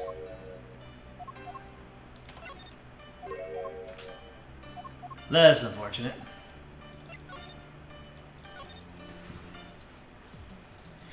Anything new? Okay. Now, where are we going now? Unless there was more for me to talk about with Gavin. At the clavier. Although... I already tossed all of the evidence at him. What's that on the plate there? Is that gum? Gum? Maybe he was chewing it when the phone rang. So you put it on the plate for later consumption. I think a rock star could afford a fresh stick. Don't jump to any conclusions now. That's no chewing gum. Take a closer look. Although, I really shouldn't be offering, should I? What is that? Looks like a lump of plastic? Wait, that phone call? Mm-hmm. This creepy thing. Object, whatever. A replica? Oh yeah! That was a point of contention, wasn't it? Does this have something to do with Mr. Latouche? Wait a second. You were listening to my phone call, weren't you? Who, us? I tried to stop him, really, but he forced me to. Hey, you're the one digging for a scandal, Miss Reporter. To tell the truth, I'm not even sure what it is. But apparently, it's a model of something undercover agent Mr. Latouche was after. This lump? Would you mind telling us what you know about it? Okay, so there actually was a whole lot more to talk about. This was found in Mr. Latouche's bag. It's apparently a replica of something. A replica? It's a small lump, about 1.5 inches long. We analyzed it, but there's not much to say, other than it's a lump of plastic. Perhaps it was to be used in the identification of whatever it's a replica of. You mean, whatever Mr. Latouche was after? That seems to be the logical explanation. Well, what is it? Don't ask me, Fräulein. Oh, if you don't want to tell us, you could just say so. I put in a request to Interpol via my contacts in Virginia, but apparently there's a block on information somewhere along the chain. Oh? There's something either in Interpol or Virginia doesn't want to share. Something about this little piece of plastic. Mr. Latouche went through all that trouble to become La Miroir's manager, just to come to this country to find out more about this lump? And he died for it. I've sent someone to the Colosseum to fetch La Miroir. Perhaps she knows something about it, being Borginian. I believe that covers everything I'm at liberty to talk to you about. Thanks for dropping by, Air Forehead. Thanks. Why, you gave me so much information. The igniter, for instance. Oh, that. I never met an attorney so forthcoming with a prosecution. It's a big help. Or perhaps you're just a tad naive, hmm? I guess I could have hit it, but somehow showing it felt like the right thing. I could say the same to you, Prosecutor Gavin. Question mark? Thanks for the information. About the lump of plastic. The rainbow cocoon. The one that Mr. Latouche was investigating. Hey, that's right. I've been thinking, Air Forehead. We encounter many incidents in our lives, all of us. Not all of them simple. Especially not the ones where people are killing to song lyrics. That's why I try to at least remain simple inside. And I keep a simple goal, to discover the truth. That's why I like to keep relations civil, yeah? That is all. I can live with that. Mr. Prosecutor? Fräulein? Can I ask you why you sing in a band? Because I want women to turn and look when I walk down the street. That's pretty simple, too. Now, if you'll excuse me, I got work to do. Another time, perhaps. Well, now we can explore around our heart's content, but I don't think there's anything else to do here. Alright, anything new at the Coliseum? Guess our dude has left. Oh, nope, it's Emma. Oh, it's you. You came at a good time. Hello there, Emma. What's up? How do you know where Lamir was? Well, I saw her in the backstage hallway a while ago. Yeah, that's strange. What's strange? I can't find her anywhere. I was supposed to bring her to the prosecutor's office. Lamir was missing? Hard to imagine her wandering off somewhere on her own. Being that she's blind and all. Yeah, we'll help you look for her. Great, thanks. Okay. I guess she's not going to be at the venue. This place is deserted. Where did Lamir run off to? Sure, she's still okay on her own. She seems resourceful. I guess. But I can't help worry about her a little. Let's see, let's poke our heads into the governor's dressing room. Let's poke our heads into the Lamir dressing room. Looks like nothing has really changed here. Let's look into the stage. Uh-oh. Oh, no. When there's a blank screen, and they're introducing you to the screen, they're introducing you to a new cutscene, you know something's gonna happen. Huh? The stage is pitch dark. The power breaker must be off for this section. Great. I'll go get someone. Yipes, it was real dark out there. Dark. That's all Lamir has when you think about it. What would it be like to live in a world of darkness? World of darkness! Yeah, you'd be spending 20 minutes of your day going through the same 4 to 5 encounters. That's what you'd be doing in the world of darkness. Hey, Apollo. Oh, the red case down there, it's closed. It used to be open, but now it's closed. What? Doesn't something about the stage seem different to you? Like, something's changed? I can't put my finger on it, but it's bugging me. Now it's bugging me too. What's she talking about? Yep, right over here. This is closed now. Hey, that case. Wasn't that open before? Huh. I guess someone closed it. Wait. Look. Where the case closes. Something sticking out. That doesn't look like an instrument. You don't think it's... Let's open it, Apollo. Oh my goodness. You didn't think that it would be possible, but there she is. Lamir! Emma, we have to get Emma. Lamir was taken directly to the hospital. Emma ran around, barking orders, making phone calls. Trucy just clung to my arm and cried. And me, I was still in shock. 2 bodies in 2 days is too many.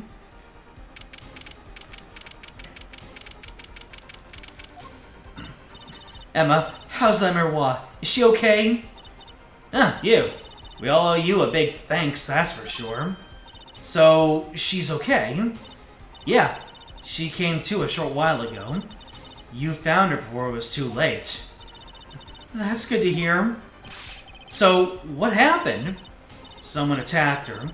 She was struck on the forehead. By who? We don't know.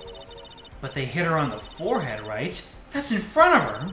How could she not see? Oh. Right. Would you like to see her now? Is that alright? She wants to thank you for saving her life. Lamir. Mr. Attorney, you were the one who found me? Thank you, from the bottom of my heart. I'm just glad you're okay. Tell me, what happened? It was after I spoke with you in front of the dressing room. I sensed someone approaching. I thought maybe it might be someone coming to see me, but they said nothing. when I went to return to my dressing room, you were hit. I knew that very moment. I knew the assailant was trying to kill me. No. It was lucky for me the first blow did not knock me out. I turned and ran for the stage. Someone was chasing me. I could hear footsteps. Yet I reached the stage first. Why the stage? I had overheard maintenance people talking. The power to the stage area was off, they said, or electrical work. Ah. Darkness is my ally. There was a contrabass near the stage. That is where I hid. So the assailant couldn't see you? Once in the case, I'm afraid I passed out. Wow, that sounds like a really close call. Do you have any idea who it might have been? Unfortunately, no. Whoever it was, they said naughty word. Too bad. Yet, when I consider that I was struck high on the forehead, I must conclude that whoever hit me was taller than I am. Good point. She is sharp. And you're much taller than I am. You're about as tall as Apollo. So that means it was likely an adult, and probably a man. Could it be him? But why would anyone attack you, Lamiwa? The detective asked me this too, and I gave her the same answer I give you. And I do not know. Alright. Do I have any, new evidence? Lamiwa, I wanted to ask you about this. Do you know what this is? This is what? Mr. Latouche was carrying it. It's a replica of the thing he was after. He was after? You know, in his secret identity, as an undercover agent. So that's what he was doing. You mean, you know what? Yes, I know, of course. This must be a Borginian cocoon. I said that! Or rather, a convincing replica thereof. Why haven't I heard of a Borginian cocoon before? Why would he be carrying this around? Was it some kind of souvenir? I wonder. Explain! Well, they call it Borginian, but it must only be found in Borginia. For instance, all in Borginia know of these. It's a cocoon, so do you get silk from it? I do not know the details, I am sorry to say. I thought she said all in Borginia knew of these. There is one fact I do know about the cocoon though. Something all in Borginia know. What is that? The cocoons. They are not to be taken out of the country. If someone does, and is caught, they will be put to death. To death? Why? I do not know. Yet, if Interpol was involved, I'm sure there is a good reason. But this is just a piece of plastic. He was carrying a replica, but looking for the real deal. That's my guess. So that's what he was up to. Tracking down Borginian cocoon smuggling. Smuggling? It seems I was marked. Marked? Life changed for me with the popularity of my songs. I began to travel around the world. Ah, so you could have brought those Borginian cocoons with you? On my trips, yes. That was probably the suspicion. And Mr. Latouche was placed as an undercover agent to look into it. Virginia is a small, sheltered country. Not many of our people venture into the world outside. Is that why they suspected you? But Mr. Latouche wasn't a Virginian, was he? He was an Interpol agent, which means... What, Apollo? There must be some reason why Virginia doesn't want these cocoons getting out. Something scary enough to get Interpol involved. Like what? How could such a tiny ball of thread cause such a commotion? Cocoon smuggling. And Mr. Letus had La Miroir remarked. Couldn't be her. Huh? There's one other person I need to talk to. Thank you for talking to us, La Miroir. It was the least I could do. Actually, I have another request. If it is within my power, I need an interpreter. Someone who speaks Borginian. Apollo? Would you come with us, if you're well enough? I see. Yes, of course. I shall accompany you. Where are we going? Come on, Trucy. We're about to get to the bottom of this. You go down on a limb and assuming Borginian cocoons are a stand-in for contraband. Yep, that's what I figured. The, not fingerprint powder. Machi, we came to talk to you about the case. Could you interpret for us, La Miroir? Yes. Machi, I'd like to talk to you about when we first met. When we still thought we were blind. Now we know the truth. You can see, right? I was completely fooled myself. Machi, isn't there another secret you're hiding from us? Wait, Mr. Attorney, what do you mean by secret? What do I mean by secret? Well,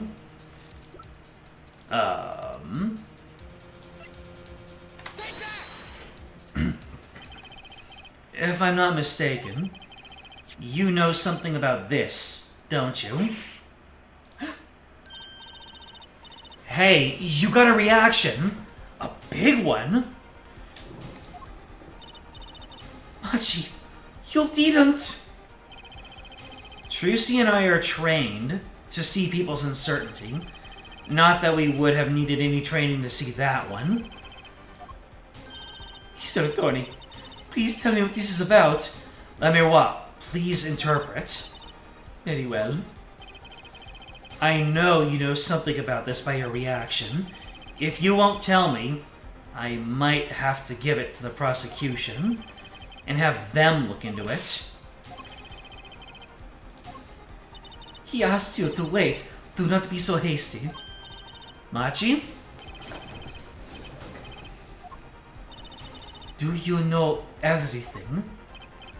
Yes, everything. Well, sort of. Have him tell us about it. Very well. The cocoon? What is this cocoon anyway?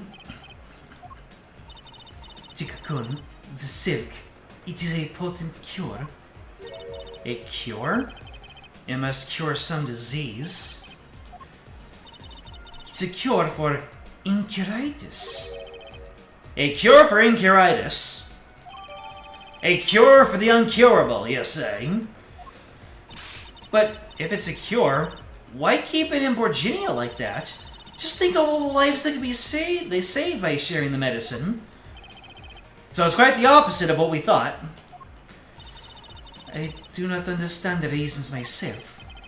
Okay, well, at least we know what it is. A cure.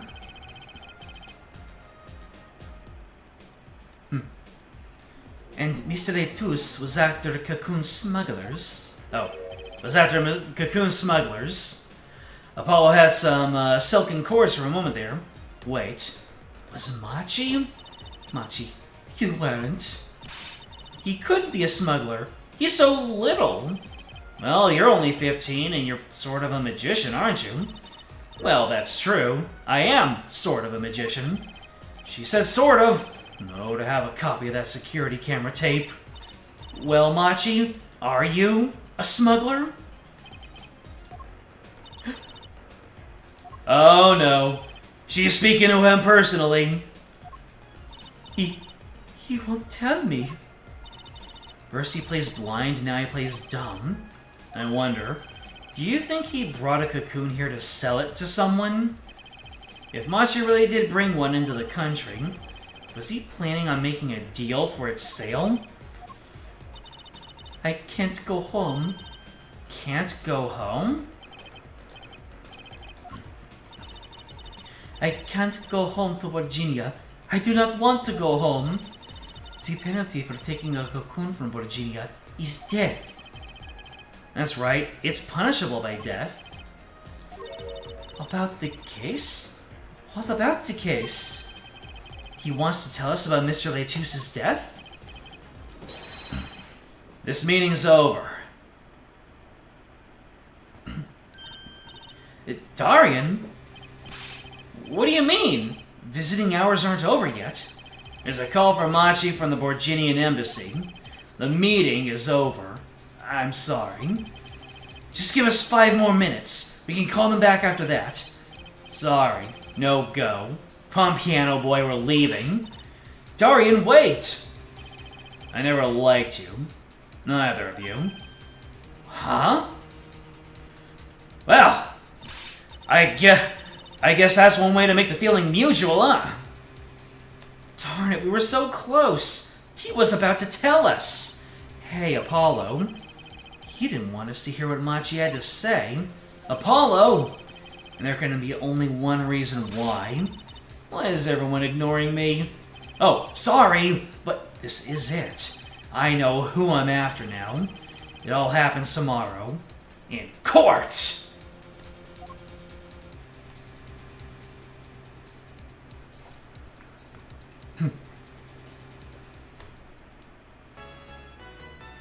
Hey. That one court sequence was actually pretty short, wasn't it? Yeah, gave us about half an hour before reset time, and I do not want to just go halfway or even like a tiny bit of a way through a court sequence. So I'm afraid, because of the game has set the pace for us, we're going to have to cut it here and head up the court case next time. Surely, since Saturday is likely to be a shorter stream, we'll be able to kind of realign the streams there, and we will go back into court. Yep, ending the stream a bit early for now then. That's what we're going to do. Oh, thank goodness, it's going on 1:30 a.m. for you. Oh my goodness. Alright, then yeah, by all means, for everyone who's on the West Coast or beyond, get some sleep. Yep, thank you. Glad you had fun. You're very welcome for the stream. Oh, early evening. I see. It's 1:30 for you, so it's 1:30 and 1:30.